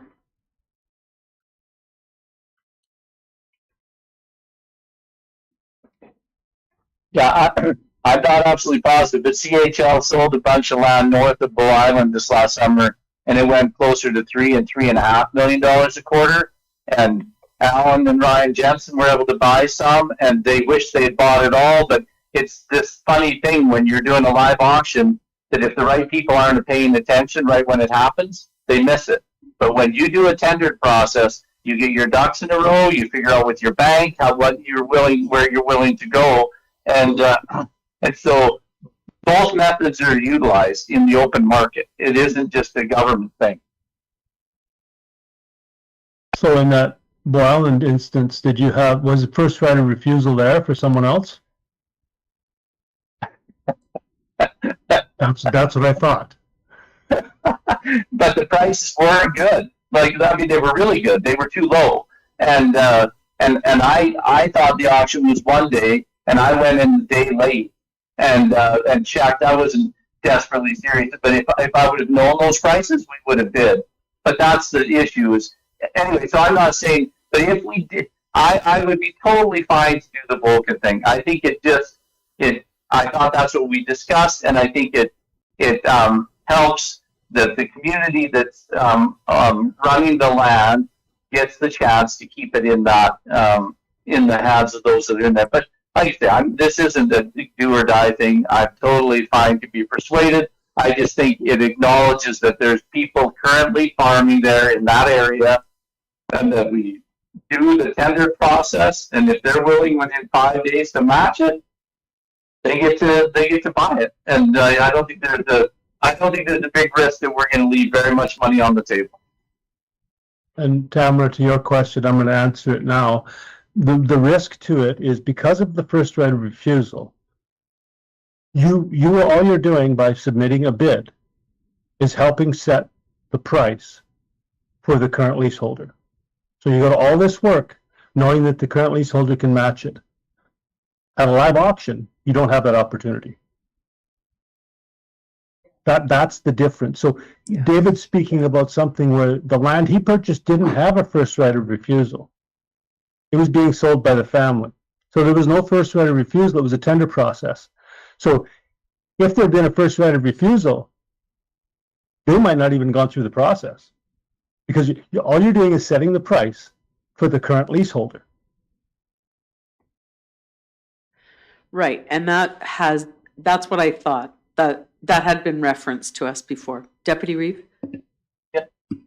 So of the two options that we're talking about, I'm certainly leaning to just doing it all in-house, a closed tender process, and the current leaseholder, whoever that is, has the first right to match or exceed the highest tender that was submitted. Now, my reasons for doing so: if we go to an auction process, somebody is going to be paying the commission regardless. Even if we pass that commission cost on to the purchaser, somebody is going to be paying it. And it's going to impact the amount that a purchaser is going to be prepared to bid for the land. Whatever commission they have to pay above and beyond the price that they're going to pay for the land has to be considered in what they are prepared to pay for that property overall. And that alone has the potential to reduce the amount that the MD is going to receive from the sale of that property. Now, I think that we've got to realize that. The other thing is, if we turn it over to an auction house, then that's another party that we're having to deal with and manage that relationship. I just think that we're in a better position to do it internally, manage the entire process. The real debate that we've got to have within council is whether or not the leaseholder is going to be given the first right of refusal through that process. I'm leaning towards granting that, but I really feel strongly that we want to avoid using an auction house to assist with the sale of these lands.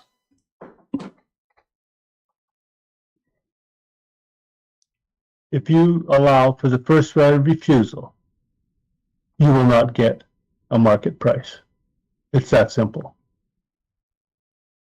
you're going to diminish your capacity at revenue. And But we are, we all agree but we that do, the sorry. current leaseholder should have the opportunity at that first right of refusal. Nobody's disagreeing with that. The subsequent leaseholder, we don't owe them anything. And so why are we giving this away to them? I don't understand this rationale at all. I really don't. I don't get it. Why are we allowing first right of refusal to a subsequent leaseholder? We're trying to protect family farms here. So now when they sell, now we're trying to protect someone else? Like, it makes no sense to me, zero. But John, some of these family farms will have been sold, and so then they're a part of a new farm, and so this farm is now going forward, and then it wants to exercise. It's just acknowledging that leaseholders have this as part of their operation, and then we are allowing them.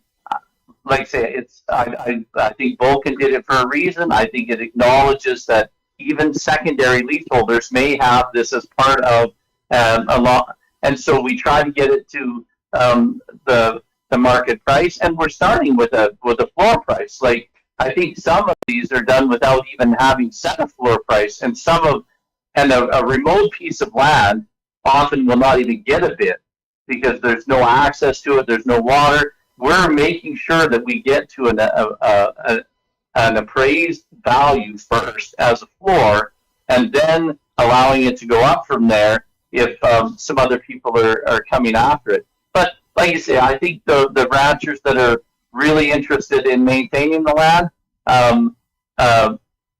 in those situations, if we're not allowing first right of refusal for the tender, I would rather go to the open market bidding, because then the current rancher at least has a chance to keep going. And so I agree with John on that. If we're not going to give first right of refusal, I'd rather it be an open bid so that the rancher can keep going if he doesn't stick in a bid that's too low and then doesn't have a chance to go higher.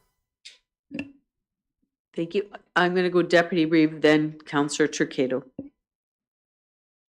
Oh, Councillor Turcado, go ahead. Deputy Reeve waived. So part of the problem with this logic that you're trying to keep ranching or farming units together is you can't dictate to the market what the market price is. So the market, lots of times, as we've seen in the not that distant future, either divides up or puts together these pieces of property. We've seen multiple large farms be divided up and split up between 3 or 4 entities and then purchased. Or we've seen them put together by multiple entities and sold. We've seen them done in multiple ways, and it's whatever the market dictates. You can't outsmart the market. So let's let the market do its work on the subsequent leasehold held lands. Why are we trying to influence the market by implementing all of these rules? Let's just allow the open market to dictate what the price is. It's simple. It really is. We're protecting the original leaseholder, which we've all agreed that is important. Why are we trying to protect the future ones? I don't understand that rationale. I really don't. Trying to keep this together, that's not our job. That really isn't. That shouldn't be part of our job, because if it was, we'd be the province of Alberta and we'd put caveats on this land. This is privately held land. We have to act like landowners. If this was your family's, would you treat it this way? No, you wouldn't. So we have to treat it like any other landowner would treat it.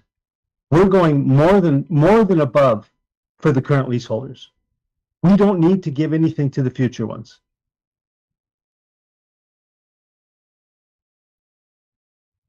So can I make one more comment? So I agree with John. If we're not going to do a first right of refusal, I think to give the current any leaseholder even the chance to push it to their full market value, it would be better to have it as an open bid. I'm just not sure, could we do that in-house? Because I agree with Lane, I don't really want to have to pay commission on this.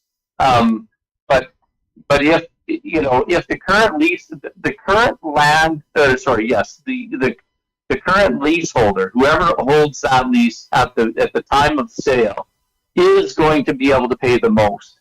And so because they already have the infrastructure in place. It's already part of their operation. So if we do as some kind of a tendered process, not only will we not get the full value, that current guy doesn't have a chance to try to keep bidding to save it as part of his operation. So I'd rather let them be able to see the bids and keep going as long as they want to, just so that they don't lose it without, having the chance to try to bid higher. Do you understand what I'm saying there at all? I understand that for sure, and I think there probably is a way of doing it in-house. We would just have to hire an auctioneer and do all the legwork ourselves, even if it's through a legal counsel, to be able to vet all the potential bidders. It's not going to be an easy process either way, isn't, because we'd have to vet the tendered ones as well. So the same amount of work would need to go in, regardless of whether it's tendered or bid. The only difference is the MD might be hiring an auctioneer to conduct the auction. That might be the difference. Yeah, I think that's a good idea. Because see, Lane, if we do a closed tendered process and the current leaseholder would be willing to pay whatever the market would demand, if he can't have a chance to keep bidding up, then we're definitely gonna take less money.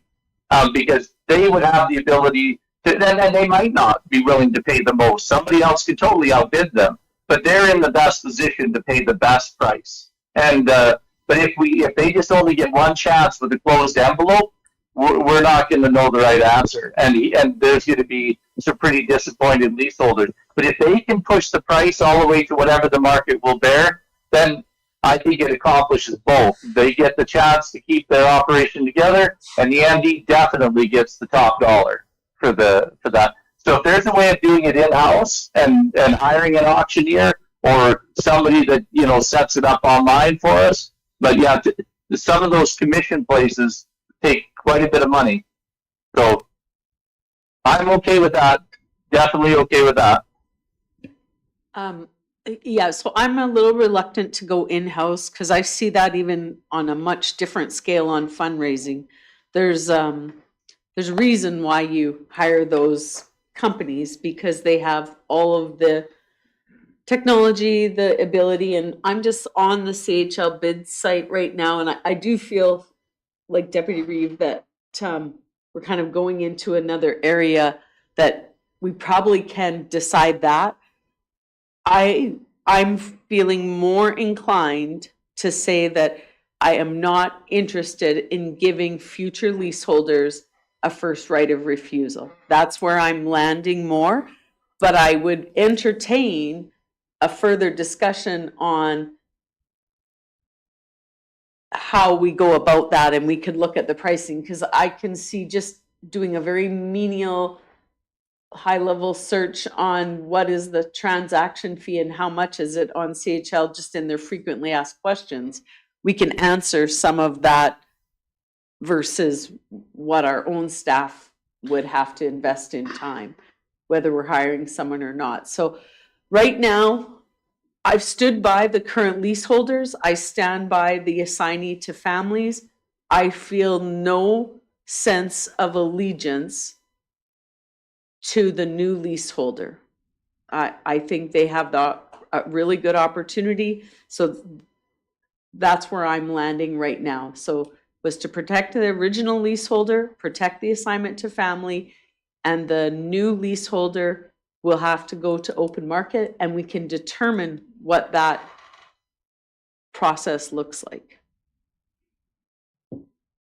Yeah, I can agree with that, but I do think that if we do that, then an open bid will get us to because then the current leaseholder will always have a chance, just like John said, of first right of refusal, and that is be the high bidder.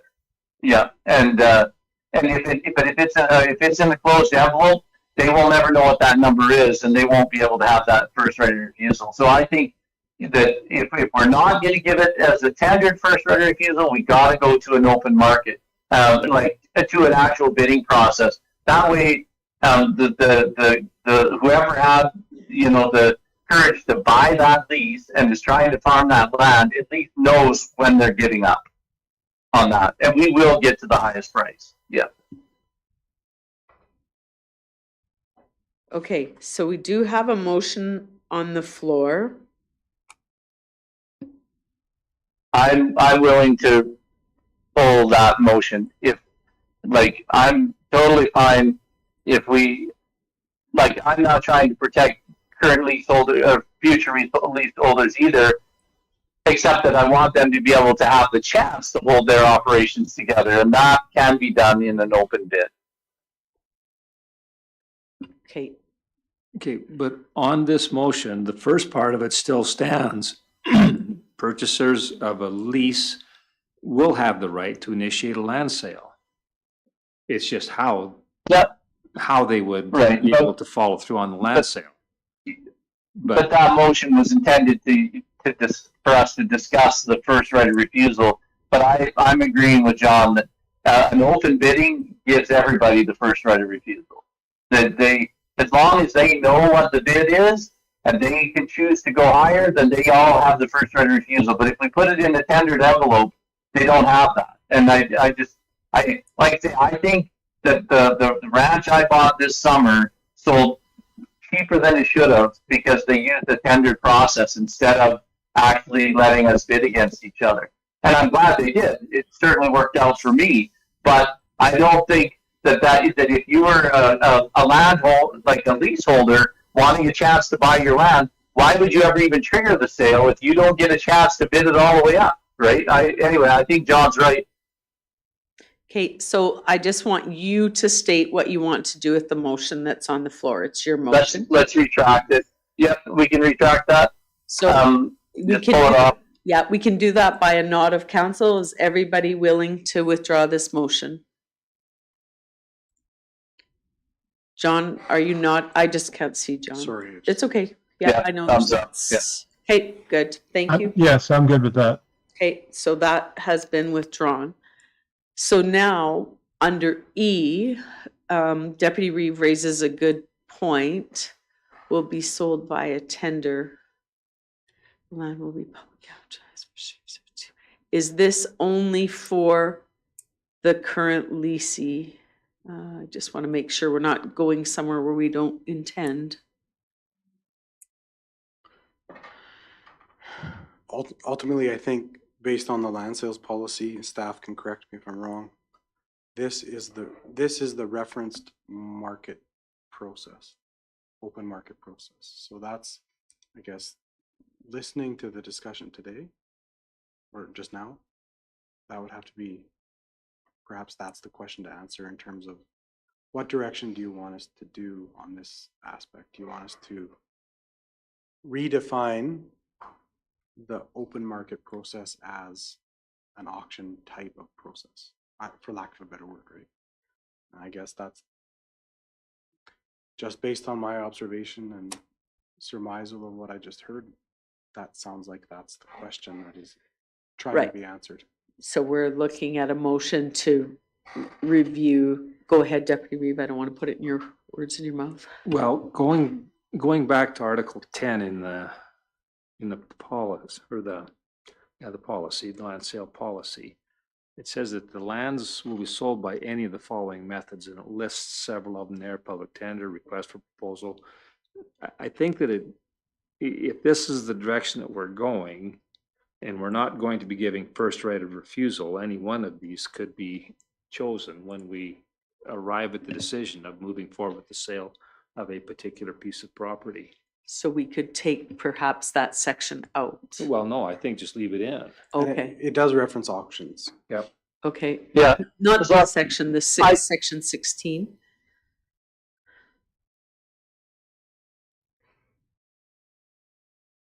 I just think that John made a very good point that I'd never really somehow computed in my mind, is that unless it's an open auction, nobody has the first right of refusal. Everybody's blind. But if it is an open auction, everybody has a chance to top that last price. And if I was a leaseholder, and if the MD wants to sell some of this land, we wanted the leaseholder, to at least know they have a chance of getting it. And just a blind envelope doesn't give them enough assurance that they have any chance of getting that land. I definitely would would prefer the auction method, because then it's totally out in the open and everybody gets a chance, and whoever bids last, they get the first right of refusal. And just that way the leaseholder can see what's happening and has a chance to actually buy that land. I think it's the only way to give them a fair chance to buy the land. So this is the, section 13B is what led us into section 16, the public tender process, right? I believe.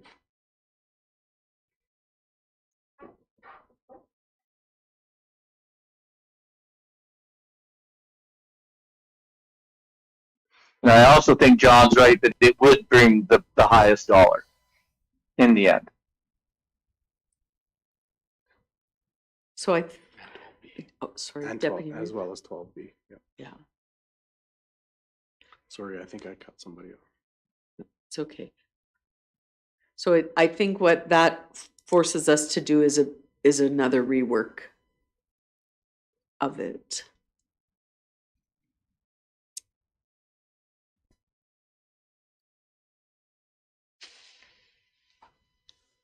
Do you need a motion? Oh, yeah, we should give them a motion on clear direction. Because Essentially- there's two parts, right? Essentially, you're wanting to establish the sale process for the subsequent purchaser of a subsequent leaseholder. Or if the current leaseholder doesn't accept the two appraised values. Right. Right? There is two Right. parts to it. Yep, those two scenarios. What's the default sale process for those two scenarios? Yeah. Is that, if I'm understanding correctly? I guess? Yes. How should we word it in a motion as Lace? Yeah. Do you have your new glasses on? Awesome.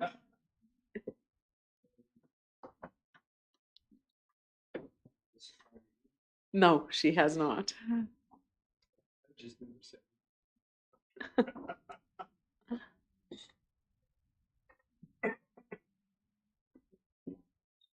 John's trying to speak. Okay, sorry, I can't see him. So go ahead, John.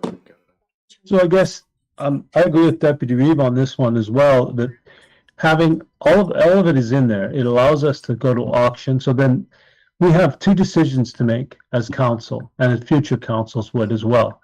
When this land comes back, is it deemed to be disposable or excess? Right. So then we have a decision whether it's going to be sold at all. Then the second decision is in the process we take.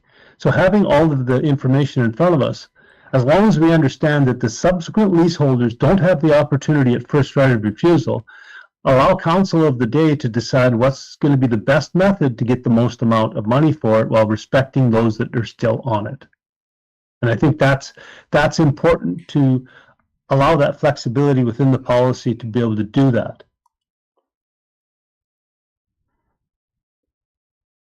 All I would add is, though, is if I was a leaseholder and I knew I only got one bid, I would probably not trigger a sale.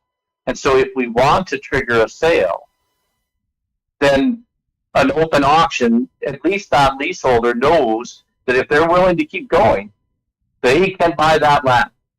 They just have to keep bidding. And we're definitely going to get to the highest dollar. I just had never, anyway, I just hadn't put that together in my mind until John explained that. But at least it gives that leaseholder the assurance that it, because some guys are going to be willing to pay almost anything to keep that in their land, in their farm, and they're just going to go as high as that bid goes. Wherever it goes, they're going to go until they get that land. But if it's in an envelope, we'll never know what that dollar is, and somebody might lose it that would have been willing to pay $1 million more for that piece of ground, but they didn't know where the bid was going to be, and so they just put in what they thought. But if they had seen the bidding, they would have kept going. So I think the only way to be fair and not fair, the only way to actually allow leaseholders to safely trigger a sale, the subsequent leaseholders, it's got to be an open bid, or they won't take that risk, and they'll just lease it as long as possible.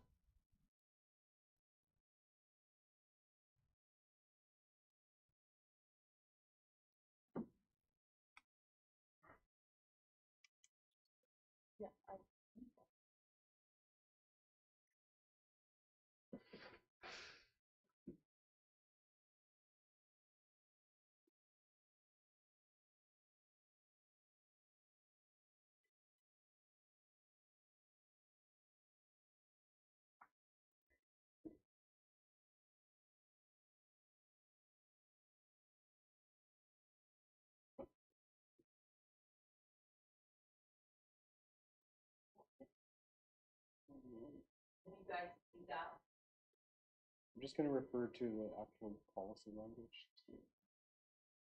Yes.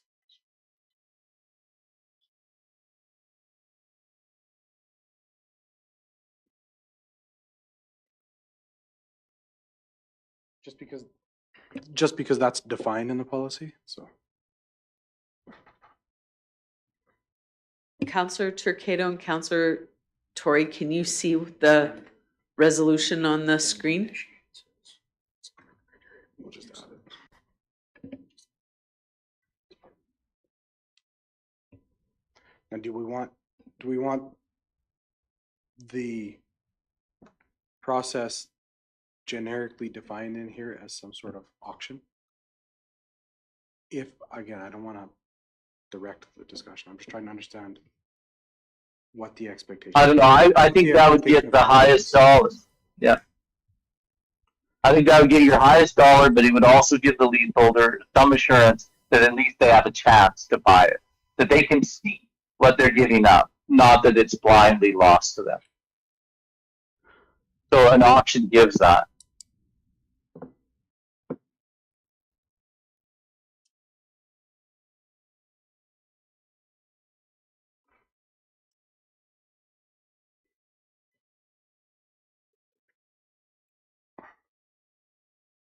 And I think you're right, John, that probably does tie closer to what Alex Ostrov was calling for this morning. You know, if it's going to get sold, it goes full open. Yeah.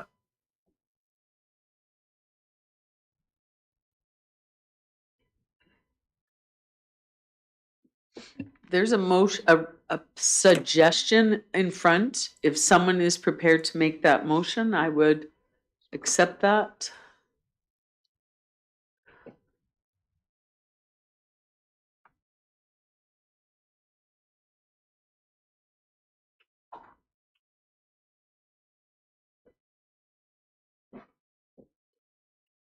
I'll give you the motion that an auction sale process be established and defined for the circumstances in which a current leaseholder does not accept the reserve sale price as well as the sale process for subsequent leaseholders.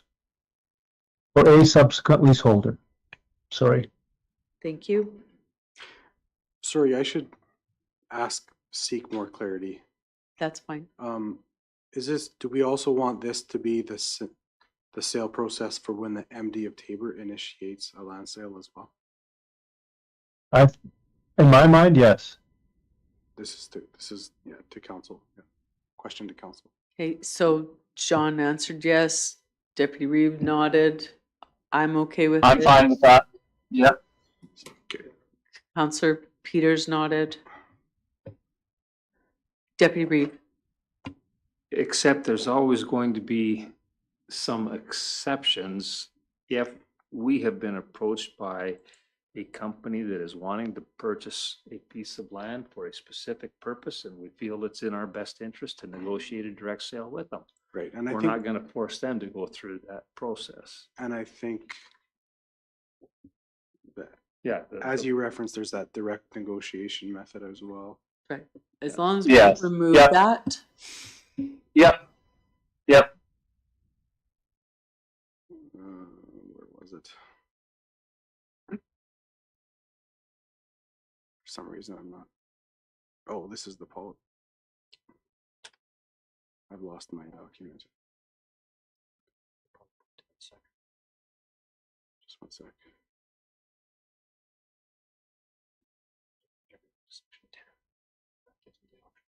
Yes. Yeah. I think this is probably sufficient to get us going. Counselor Turcato read in a motion. Any further questions? I'll call the vote. Those in favor?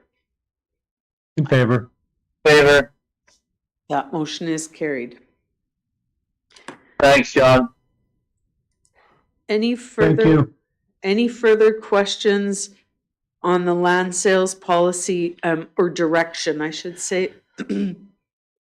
Yes, Arliss. Sorry, not a question, but I know it was a few councilors brought it up.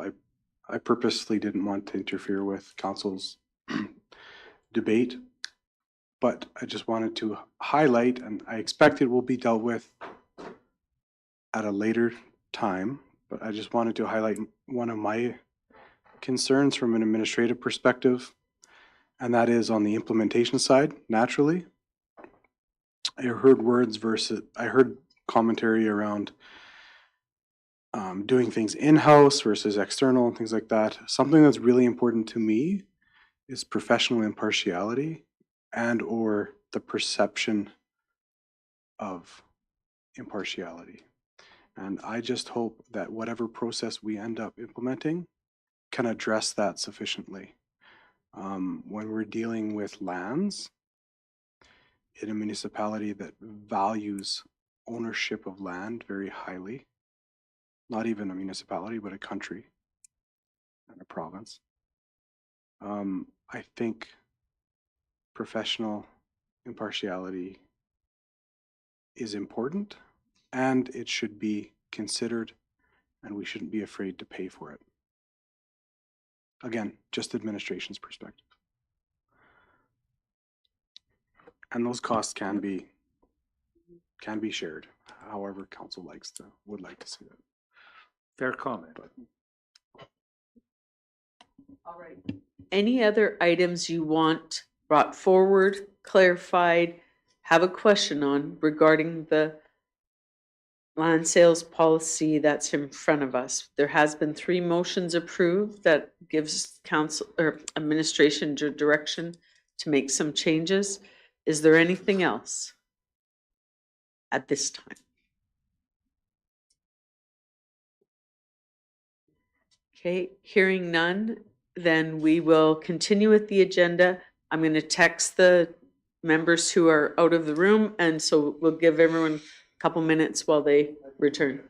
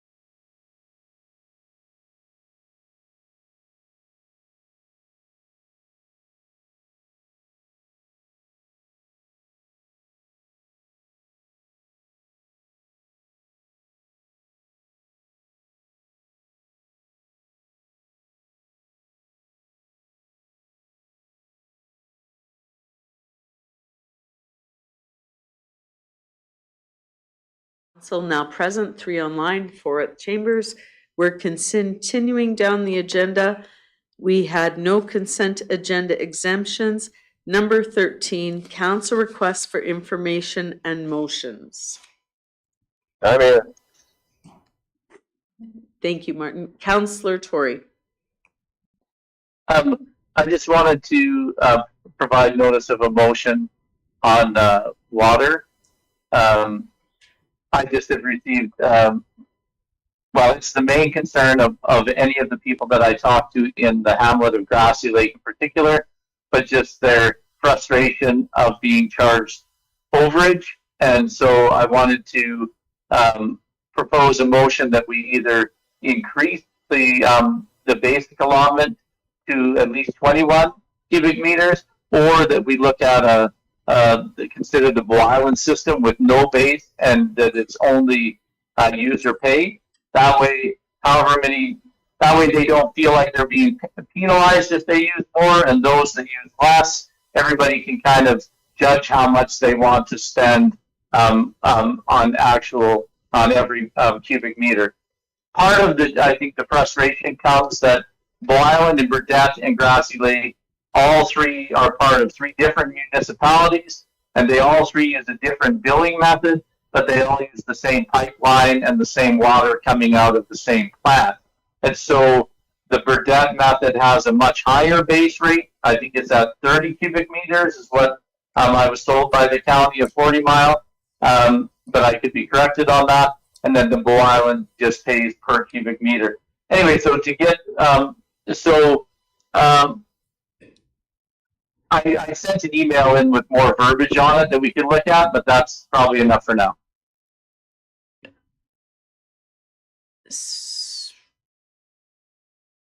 So stating that notice of motion, does that give us enough to have it move forward? Or do we make a motion based on the email that Councillor Tory provided to everyone as a motion? I think Councillor Tory has indicated his intention to put forward a motion at the next council meeting. Okay, And I believe in this case, he's already sent us the verbiage of that. okay, So we'll include that on the next council agenda. okay. I just for- really, this is a new process for us, so, Yeah, we'll include that on the next council meeting, council agenda for council to discuss and debate and consider. okay, thank you. Okay, but in that email with Tamara's guidance, we did ask for some information. I don't want to do something blindly that's going to hurt ratepayers or the MD, but it's just they're very, very unhappy, and I think we've all acknowledged that our residential ratepayers are already paying a large tax, and then the water feels like an additional tax. And it's hard to relate to this when, as most irrigated farmers and most farmers in general, we either have a well or a dugout, and we don't have to pay by the cubic meter. And it's got to be very frustrating for people that are trying to grow gardens and keep their yards clean. So I want to make a good decision, but I do want to give these people a break. Give them something that it doesn't feel like they're getting nailed for trying to take care of their property.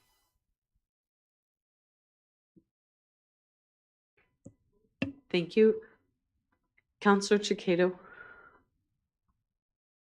So I did submit a question and shared notes, and I'll give it to you now. And this is for administration. This is just a request for information. I'd like information with regard to the capacity of the clear well in the hamlet of Grassy Lake. I'm just wondering, does the hamlet's clear well capacity meet the needs of the hamlet expansion plans? And that doesn't have to be now. It can come at any future meeting. The reason I'm bringing this forward is some of the discussions around water capacity that I've been having with the regional water wastewater assessment initiative has shown, and I never thought of this before, the easiest path to increase capacity of a pipeline or a water treatment plant is clear wells, because it gives you that surge capacity, no different than these low volume lines that go out to multiple residences that have cisterns. It does the same thing, but in a small urban way. where you have these clear wells that provide surge capacity. So I just wanted to know if we have enough capacity there for the future. That's all. Can you explain clear well a little bit to us, John? So a clear well is like a cistern. So currently all three municipalities, all the municipalities, all the hamlets have a clear well. And what happens is the water treatment plant dumps water into that clear well. That's when it becomes the responsibility of that hamlet or that jurisdiction. And from there, it's distributed through the distribution system to the homes. And so by having a large enough cistern, you have surge capacity. So at 3 o'clock in the morning when nobody's using water, it's filling. So you're able to have a much smaller water treatment plant and pipeline because you've built that surge capacity and to the capacity of your clear well. It's a potable water reservoir is what it is. Yeah. And do we currently do that, or are the houses in Grassy pressurized from Bow Island? No, we have a clear well. Okay, we do. And that's the old reservoir that's on the south side of Grassy? Clear well No, is it's part of the distribution pump house. Oh. Did you hear that? He said it's. Yeah, I heard that. I'm just wondering where that is. So it is there is an open reservoir somewhere in the system, but it's not that old one that's contained. Yeah. Yeah, just explain that, please. It's contained. It's a closed. Oh, okay. Closed treated water reservoir. I don't know how. Okay. Yeah. Cool. Where the truck. Awesome. Thank you. Where the truck fill is. Okay. Okay, so that answer will come whichever way it comes, but now the question's been asked. Okay, is there anyone else? Oh, sorry. The only other thing I would add is that if we do, like Yitmas and I and some of the people in Grassy are still trying to come together with some kind of an idea on how to do non-potable water, like raw water for irrigation, then we could definitely look at dropping these numbers back down again. This is kind of a temporary thing, and if it works well, it might be a simpler solution than trying all that raw water stuff. But if we can satisfy the demand with changing the billing a little bit, then it might save future complications. But if we do go to raw water, then we can certainly cut this back.